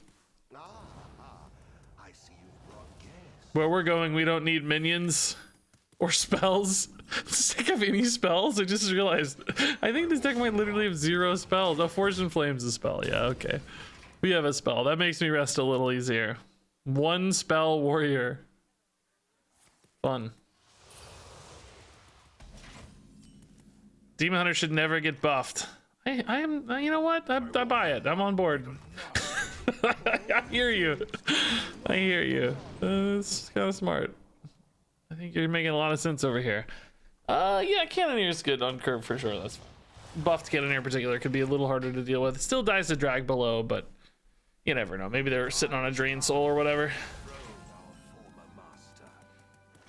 Okay, guys, how much do we believe in the Cannoneer here? You know what? I don't really care. I'm going face anyway. It doesn't matter. Okay, he knows. He knows where it's at.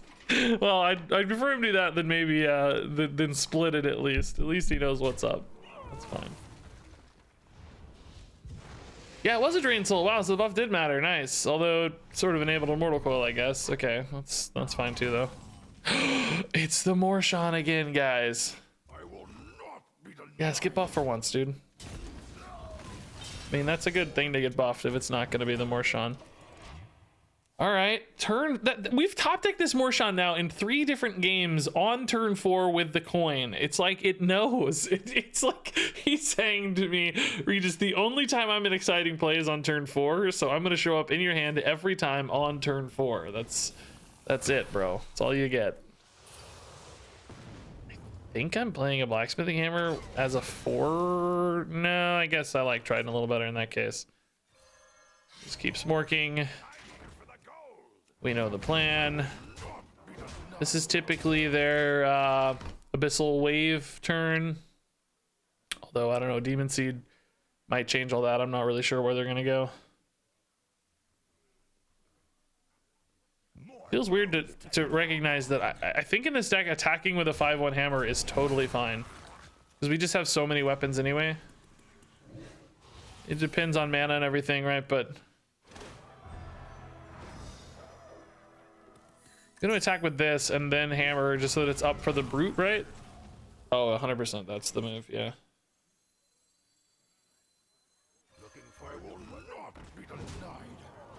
And then we have Remornia anyway, so. All right, so this is probably brute and then Remornia, and hopefully that's enough to set up some lethals. I don't know. We'll try. We've dealt, what, 24 damage? That's not bad. And they've actually healed a fair bit already, too. That's a smaller heal, at least. Okay. Oh, the Viper. What a jerk. That just makes Remornia good this turn, though. So I'm okay with that.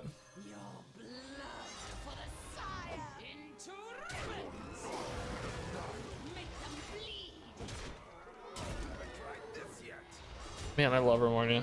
So cool. I don't know if Black Scales will be better or Ashvane will be better. It kind of depends on where we're looking at for damage, maybe. All right. They're kind of sad they used the Viper on Reno. Dude, are you kidding? Freaking Reno Jackson. Are you serious, bro?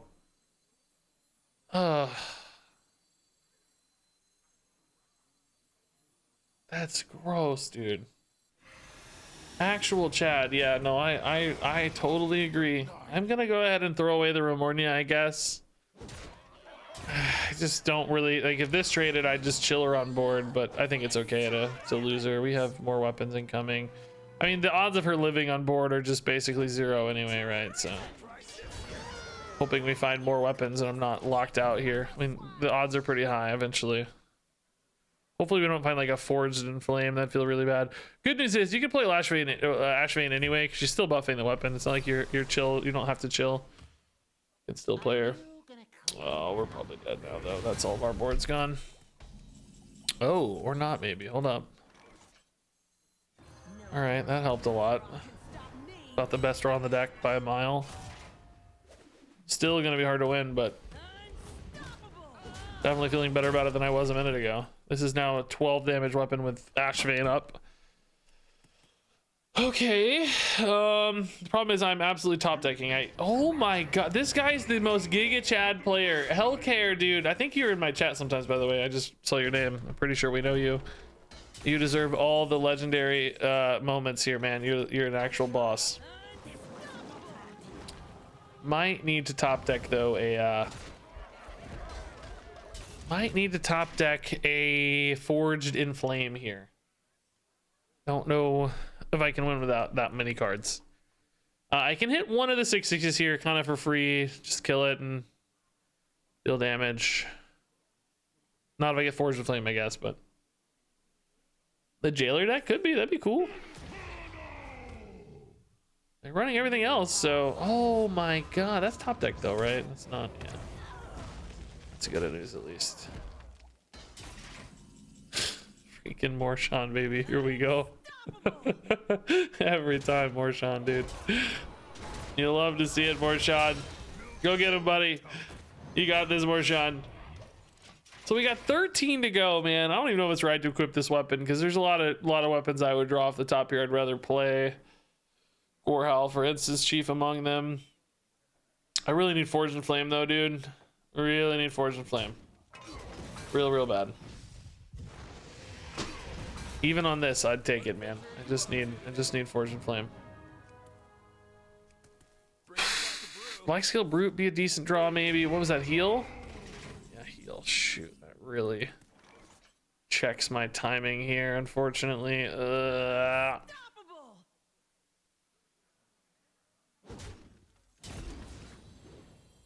This is bad math too. If I ping face, I have any like lethal outs. Warhowl's only ever 7. I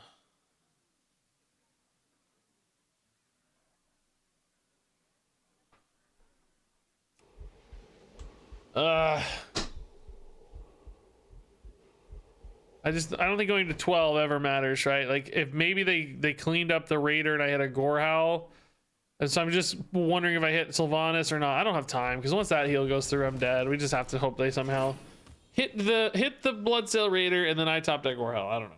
My only out. I don't know. Just hope for the best, right? Oh, that's not good. That's a problem.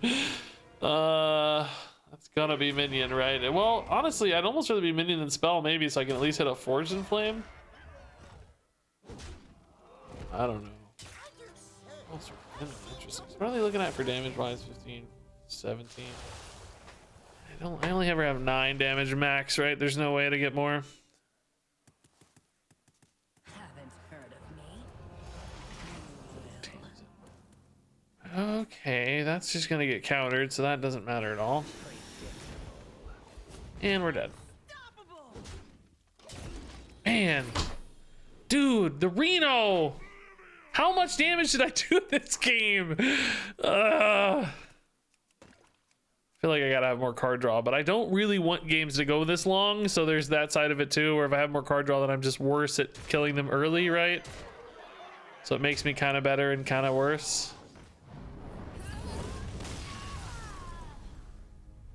I don't know. It's like, do you sacrifice your strengths to shore up your weaknesses? I don't know. Okay, well, we're having trouble getting there, guys. I don't know, man. We're 1-5 now. We really quickly went from feeling good about this deck to feeling pretty bad about it. We are playing people with a lot of life gain now, like over and over again. Life gain, life gain, life gain. Can I play somebody without a ton of life gain?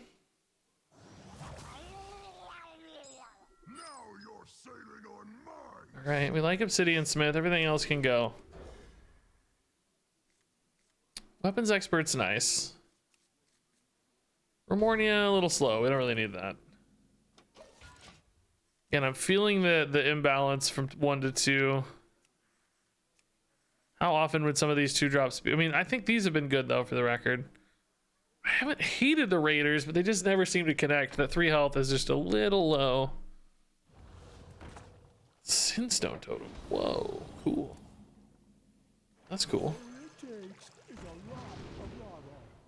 Cannoneer helps me win the board the most against totems, maybe. It's gonna be a little bit later down the road, but probably the most beneficial. Can I just ignore the Sinstone totem and go face if that's the only totem out? Do they really benefit from having totems? I mean, once Stone Right's online, I guess. Pre-Stone Right, it's not usually an issue. They do have coins, so there's a chance they Stone Right next turn, actually. Oh, well, I got taunts anyway, so okay. Solves that problem, I guess.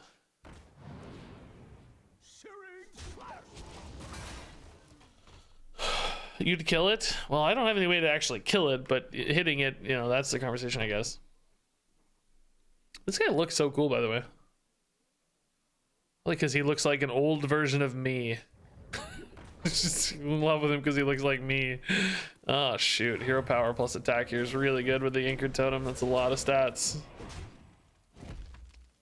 Carving chisel's so nuts. All right. This is an awkward mana curve for me. Definitely mandatory, but awkward nonetheless.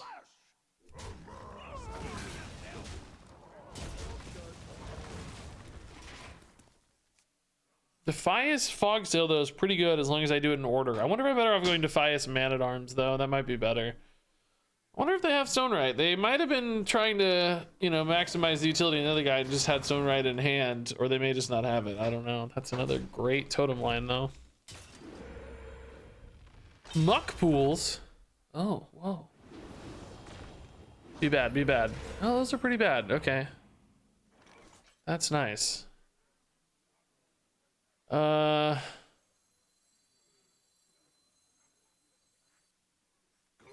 Actually the right thing to hit here. I'm gonna have to, I kind of want to hit this so it's more likely to die, but I guess I can always kill that with a 3-2 anyway.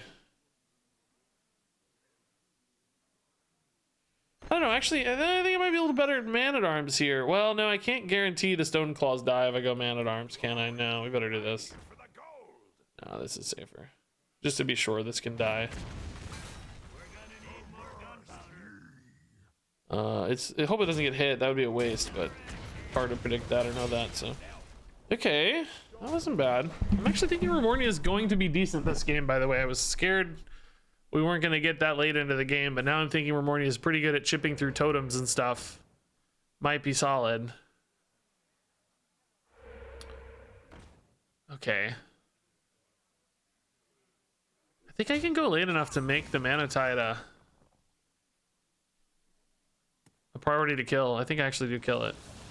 Oh, interesting. Disabling that. I find that intriguing.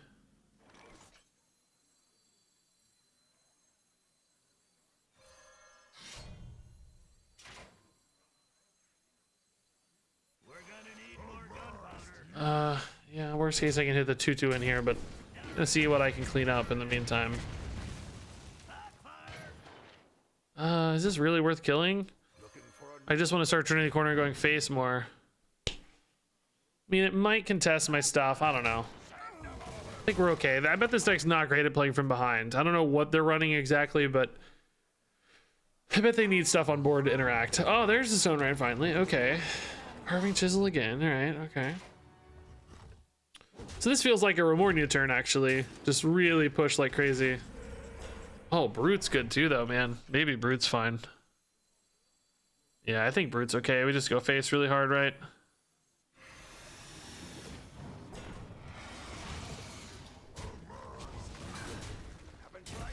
Hopefully this dies, but if not, I'm not too worried about it. It doesn't. It's just more face damage then. That's okay, usually. All right. Hopefully they don't have any big punish for me overcommitting to board. I'm thinking Remornia can probably get me over the hump either way, though.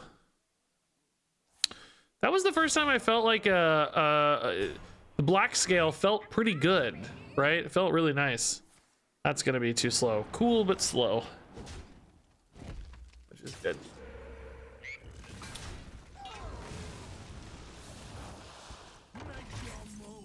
Okay, cool, dude. Nice. This guy looks awesome, by the way. You never see this token. That's all shaky now. You probably still can't see it, but he looks cool. I promise. It's an unusually seen card. So, all right. That was a good game. Kind of contested early there and pulled it back. That's nice. Cannoneers are still insane in my mind. Always thought Cannoneers felt so ridiculous. And they still do. Geralt versus Queen Ashara. All imperfections must be swept away. None can outlast me. All right, Sydney Smiths are definitely one of the top tier cards in this deck. They also just look so cool. Black Scale against Priest. That's a mage, not a priest. Every time. That portrait, dude. Every time. I think we do coin here, by the way. I want to get those stats moving, man. Let's go. Queen sees you. Lots of 2s anyway, so. Hammer buffed already?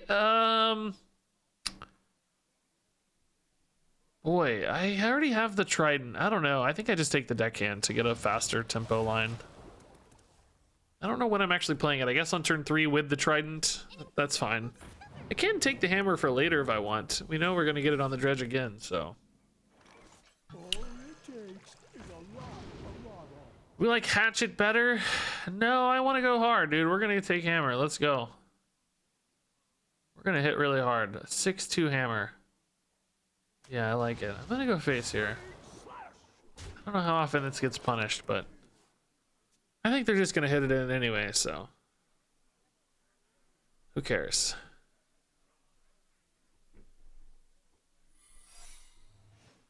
It's probably an objection or I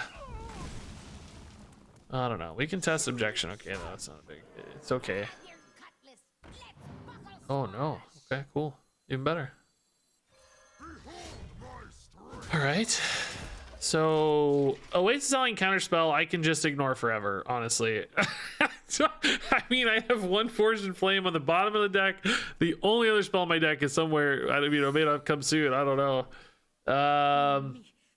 Okay, so this could be like explosive rune stuff. Ooh, that's nice. Okay, that's really good. Ton of counter pressure. We can test here with objection. Honestly, I have nothing else to do anyway. And runes. Objection. All right. Yeah, I'm still just gonna go face really hard, I think. This is 12, so if they don't have any healing here or kill me sooner, they're gonna die. Which definitely possible to have a barrier, but I think most people are running the kind of tempo focus secrets, things that impact the game state more than their health, since this deck's often a little bit faster. So I'm not expecting to see an ice barrier. I'm trying to think if they have any other defensive plays. Nothing really comes to mind, honestly.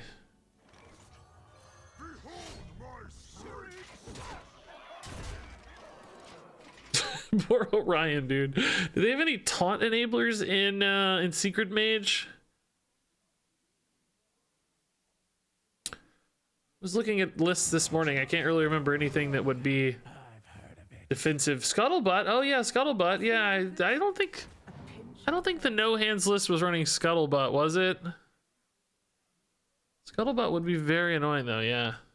Certainly not the problem right now, but is no hands list running Scuttlebutt? I'm gonna assume that's the most popular one. I think he weaved in more hero power stuff, so there's no room for like Scuttlebutts.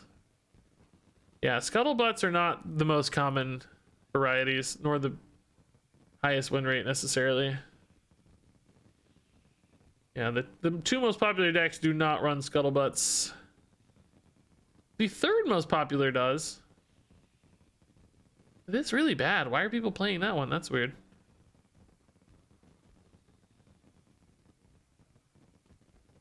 Well, either way, they didn't have Scuttlebutt. That's a good win. We take that one. That was quick. That was a very brutal. Very brutal.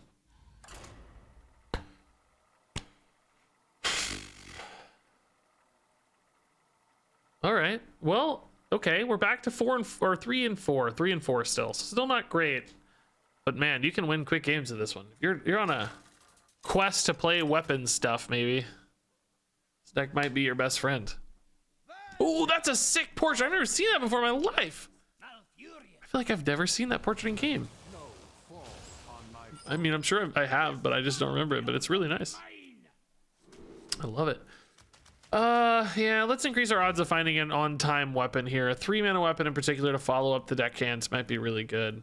I think we still commit this on turn 1 in hopes of finding something like a trident.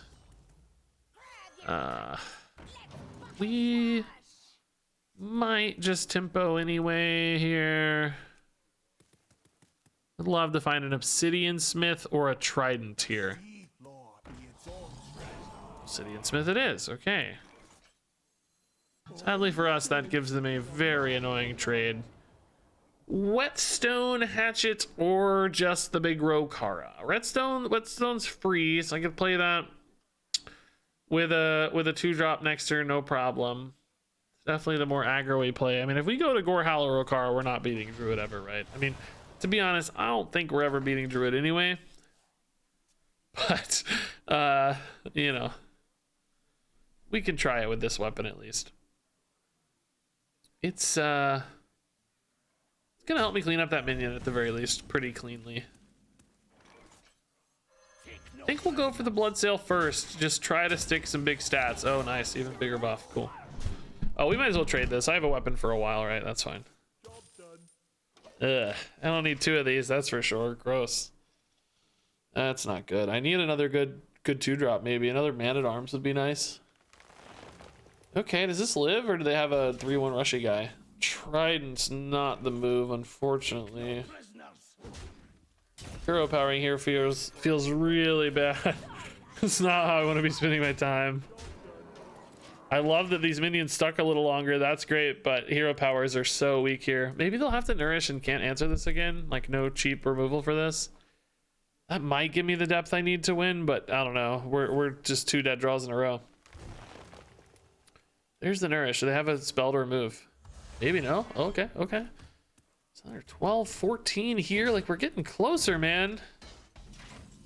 Fog Sail is okay, but again, not good, I don't think. We'll definitely equip the trident in this case. Spend that mana as best I can, but we're still a little short here. 8 mana is definitely enough for them to start stabilizing. Play a scale, clear the board, and then I'm just, you know, playing off weapons alone, which is going to be kind of impossible. Rokara would be a nice draw soon. I guess like a Morshan this turn or an Ash Vein, something a little bigger. Enough. Dude. No, man. Dude. No. No. Oh, God. Okay.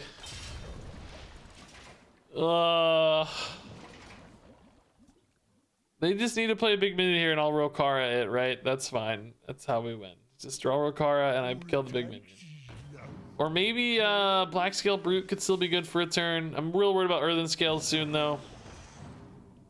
Morning from the UK. Oh, thanks, man. Yeah, man, we drew super dead. This has been the first time we've hit like a total gluttony of weapons, you know? That's been atypical so far. There are a number of weapons, but there's not like 3 in a row usually. Weapons expert, I mean, it's not great, but it's the worst card in the deck.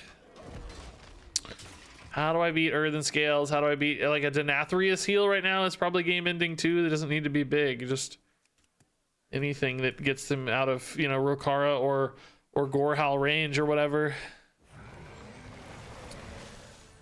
Maybe Earthen Scales that would be enough. Honestly, they don't need it to be huge. Moonlit looking for Earthen Scales. They must have grabbed it there. That was a snap grab. No Amalgam again. Oh my god, dude. I actually have some legit outs here. They're at 6.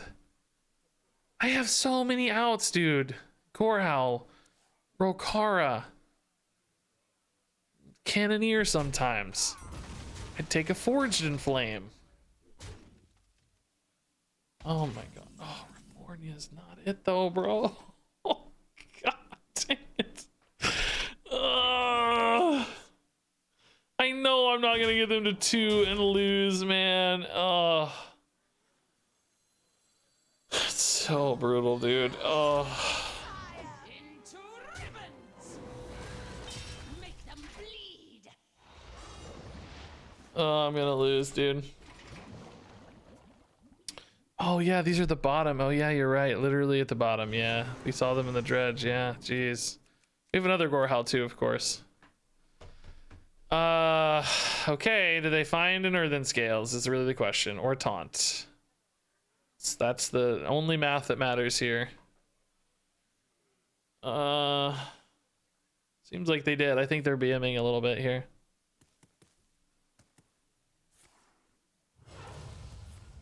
Denathrius. Be funny if they locked the board accidentally and couldn't Denathrius. How funny would that be, dude?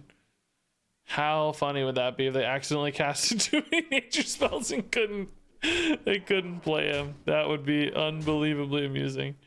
Oh, I wish, dude. Like, oops. No way! They didn't have it! You're kidding me. I cannot believe we won that game. That is absolute insanity that they didn't have it. Actually nuts, dude. Actually nuts. Oh my god. Oh my god, dude. Wow.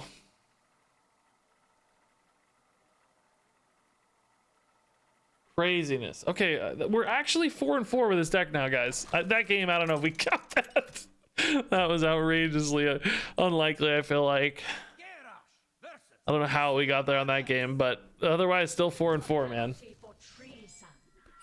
So for a deck like this to go 50-50 our very first time trying to make it, it's actually, I think, pretty cool.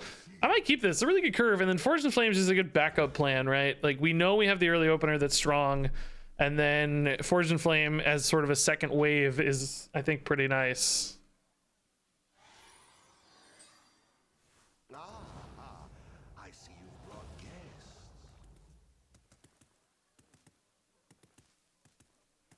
Yeah, Crooked Cook's a cool idea. I don't hate that. I don't know, man. I'm still not sure about this like 1-drop package. I'm still not sure about Bloodsail Raider. Last game though, Bloodsail Raider was clutch. It hit for like 10 damage. So I don't know. I'm still not. I really don't know the answers, and I'm not going to find out. Right? This is the sort of thing that if you did want to refine this package, you would need data. You know, you need people playing different variations. You know, testing a lot. One person can't get enough data to materially say that there are statistically significant advantages between this card and its counterfactual. Like, you just can't. There's just no way to know. So, you know, if you guys went and played this and all tweaked a few cards here and there, and then we got some data together, like, yeah, we could say, okay, listen, Crooked Cook's good. Now we can still make qualitative based changes over time where we say like, oh, this card's always feeling dead in hand. Oh, this just doesn't do anything. There are definitely ways to get a feel for a deck. Oh, that's annoying, actually. We ever coin Cannoneer here just to try to high roll more? I don't think so. You want to hit this, but then it opens up the kill on the guy. The game just froze. Are you kidding me? Hearthstone! Why? So you can make qualitative changes, you know, based on like, you know, just your own observations, and that can help if you spend a lot of time on it. I don't usually spend that much time optimizing a deck, but yeah, I don't think Roku is an insane idea anyway. Yeah, that seems to match since we're hitting face a lot anyway. I like the suggestion for sure. All right, did we get back in time? I don't know what I'm gonna do. Probably just gonna play it straight and go face, honestly. I think if I open up the 1/1 for them, it's too much advantage to kill the 3/4, but I hope I have time left. I was really quick. It was really quick. Ah! Dude, dude, you guys make fun of my APM sometimes. That was actually insane. That rope looked like freaking Fast and Furious, dude. Did you see that? I'm an APM god. I didn't even get time. I just had my mouse waiting, knowing exactly where the card was. I'm a genius, bro. My opponent probably thinks I'm BMing, but I am the Flash, dude. Wow. I honestly legitimately feel like a superhero. I feel like a god. Okay, that's annoying. That allows them to kill. I feel like that was going face, though. Oh. Oh. Well, I'll just hit that then. That's fine. Yeah, I'm not gonna get sneaky here again. Okay. I really want to go face as much as I can, so that was the trade I was worried about, but it's all right. Not that invested in the Defiance Cannoneer anyway, protecting it, so I don't know. Was hoping I mean, I don't know. Maybe I should have hit the 2-3. I don't know. It's like that guarantees that guy's left at 2 though, and the 2-1 can kill it. But is the Cannoneer that much better? I don't know. Maybe a little better, but I don't think it's like crazy better. I don't know. It's fine. RegisKillbin instead of Regis. I love it. Regis. Good old RegisKillbin. Man, they're not killing the Cannoneer again. They are taking some interesting lines. I'm very intrigued. I love it. I'm happy that it's happening. Yeah, I think Morshan's better to deny the 3-1 and the 3-2 weapon, right?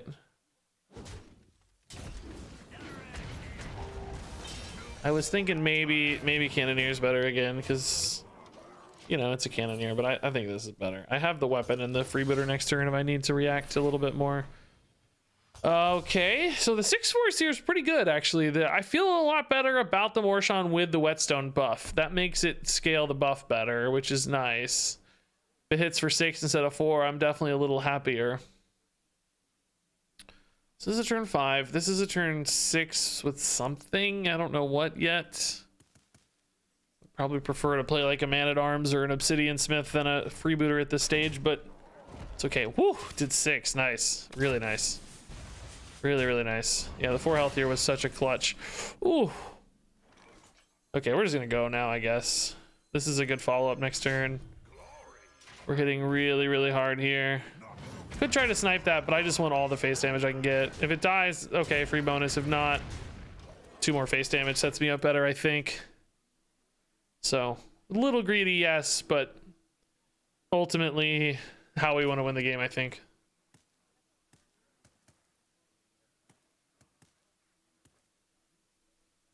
All right, down to 6. They're not on a Hydralodon yet. They could have a pet collector that's decent. I have 4 plus a Cannoneer. So often have 6, depending on how much board they have. And I think if they do have board, it's going to be used to trade and will be either dead or softened up. So we'll see.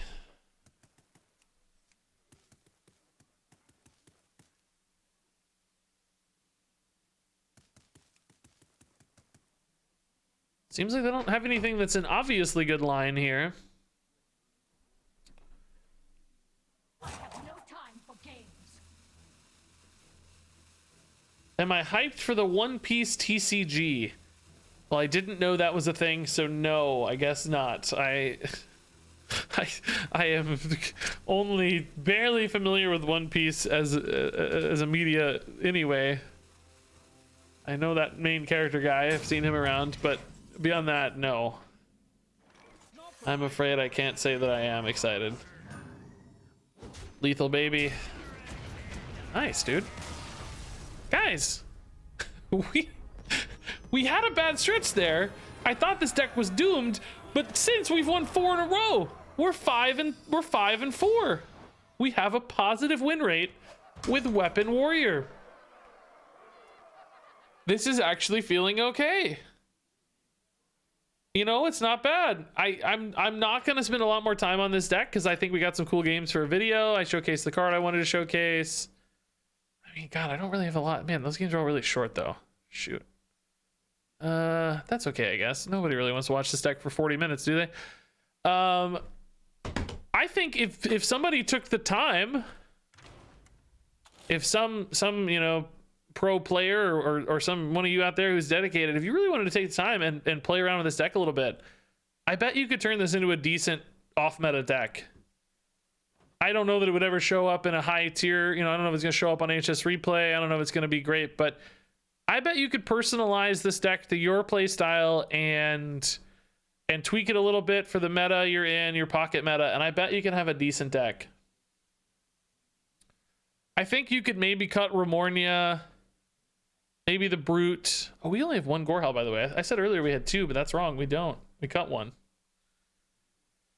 There are probably some changes you could make it more consistent, you know, but that's kind of cool. That's hopeful. It's been a while since we've built a first pass, like, deck experiment style deck and had it do pretty well on a first pass, particularly one that's not really based on anything currently in the meta. Usually we will sort of offshoot or tweak a meta deck a little bit, you know, take out a package and add in a different package, and a lot of the DNA is the same. This is totally distinct. This is completely, we don't see anything like this in the meta right now. Pirate Warrior might be the closest thing, and this is not even a quest, so. Huh. I'm actually pretty happy with that. That's cool. All right, I want to play one more game before I go.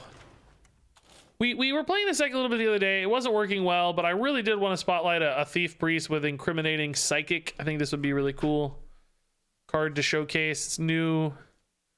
We added Theft Accusation as well, which might be fun.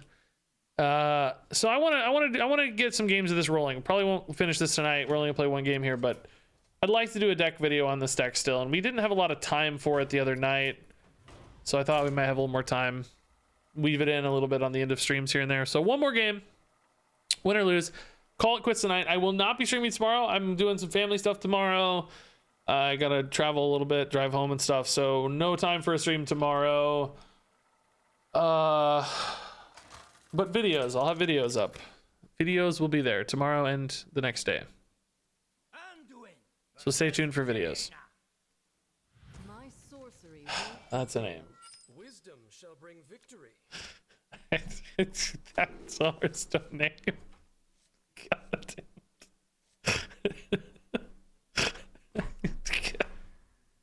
damn. Is that a reportable name or not? I don't know. I think that's his real name. I think that's just his real name. I don't know. A smidge of this, a pinch of that. Hey, look, a thief card. That's great. If I get lucky here, I can discount it. Let's go. Time runs out on me. Let's go. They took Ignite. Everybody takes Ignite, always. Yeah, I told you. Yes, that's the one. Everybody always wants Ignites, man. I can't blame them. They're fun. It's infinite. We like infinite resources in Hearthstone, don't we? I don't like their existence, but I like playing them. All right, so this deck's really a control deck at its core. It achieves a lot of that control through, you know, thievery. But it also has Kazakus on, so it can win with Kazakus. Good old Mr. Coochie, always getting into trouble. I need to be very careful here how I tread this conversation. Time runs out on me. I gotta be careful. They are roping a lot. Seymour, if you want to watch the stream, it's cool, man. Just, you know, emote to me, say hello. Salutations. Just, it's cool if you're watching. I don't care. I don't get mad about it. I just want you to play faster. That's all. I just want you to play faster, Seymour. That's all I need from you. So Zyrella is going to be a nice recovery here later. Seymour, Where you say hello. Well, here we go. Now they're picking up the pace. Maybe they weren't watching. You know, we talk very little about snipers on this stream. I've noticed. I feel like the world of sniping is far more discussed in other streams. So objections in hand. That's really good to know for Zyrella. Wildfire and Mordrush are in deck. Okay, that's a lot of burst damage. We need to be careful of that. I can actually discount this Mordrush and steal it with Harvester later. That's kind of a neat idea. I'm gonna burn a card right now. Do I care? I don't really want to set up a theft or use coin. I don't think I care enough. I think I probably just Zyrella next turn unless they play a secret, and then I have to maybe respect the objection In which case, I guess I play a Mysterious maybe. Although I really want that to go off as well. But anyway, I think we're okay with that. I think we're okay with a burn. I'm not really stressed about that. But I think sniping is a lot more common issue or discussed issue on other streams. I think part of that is that I don't play at particularly high ranks. You know, nobody's really that concerned with sniping me because what do they have to gain, right? If they do, it's probably more for fun or something. Oh, that would have been a good clear too, for the record. Sad. Let's go ahead and do this. I think that's enough to reset and empty the hand a little. But also, I don't know. I mean, I don't mind sniping as much as most people either. I have a bit of a different stance. My stance is, look, I'm broadcasting my gameplay across the world. I can't really be too mad if somebody watches it. Wow, just playing the Orion, huh? All right, I dig it. Oh, actually, I like Objection, huh? I don't really need to ignite yet. Okay.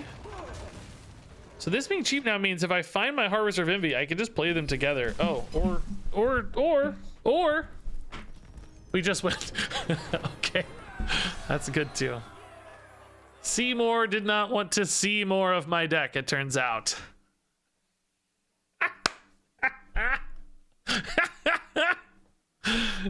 Seymour. There's a lot of Seymour Skinner jokes here too. Pull out some Simpson clips. So I gotta go, guys. I'm out of here. Let me hop off of here really quick. I will see all of you on Monday. Check YouTube for some videos in the meantime. By the way, sometime this week, probably, I don't know, maybe I'll do it Monday. I think, oh no, I got stuff on Monday. I got like a thing Monday. So maybe Tuesday. Plan for Tuesday to be my 100,000 follower celebration.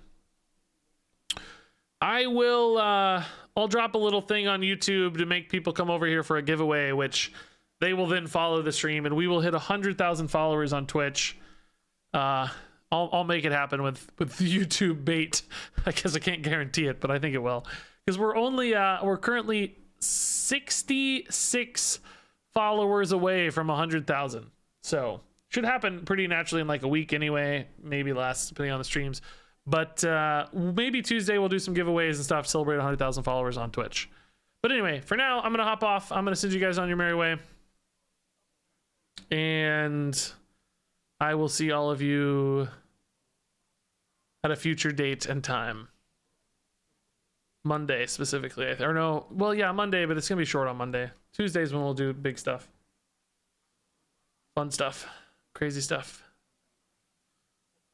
This guy says, watching my stream will make your wildest dreams come true. Well, we're about to find out if that's true.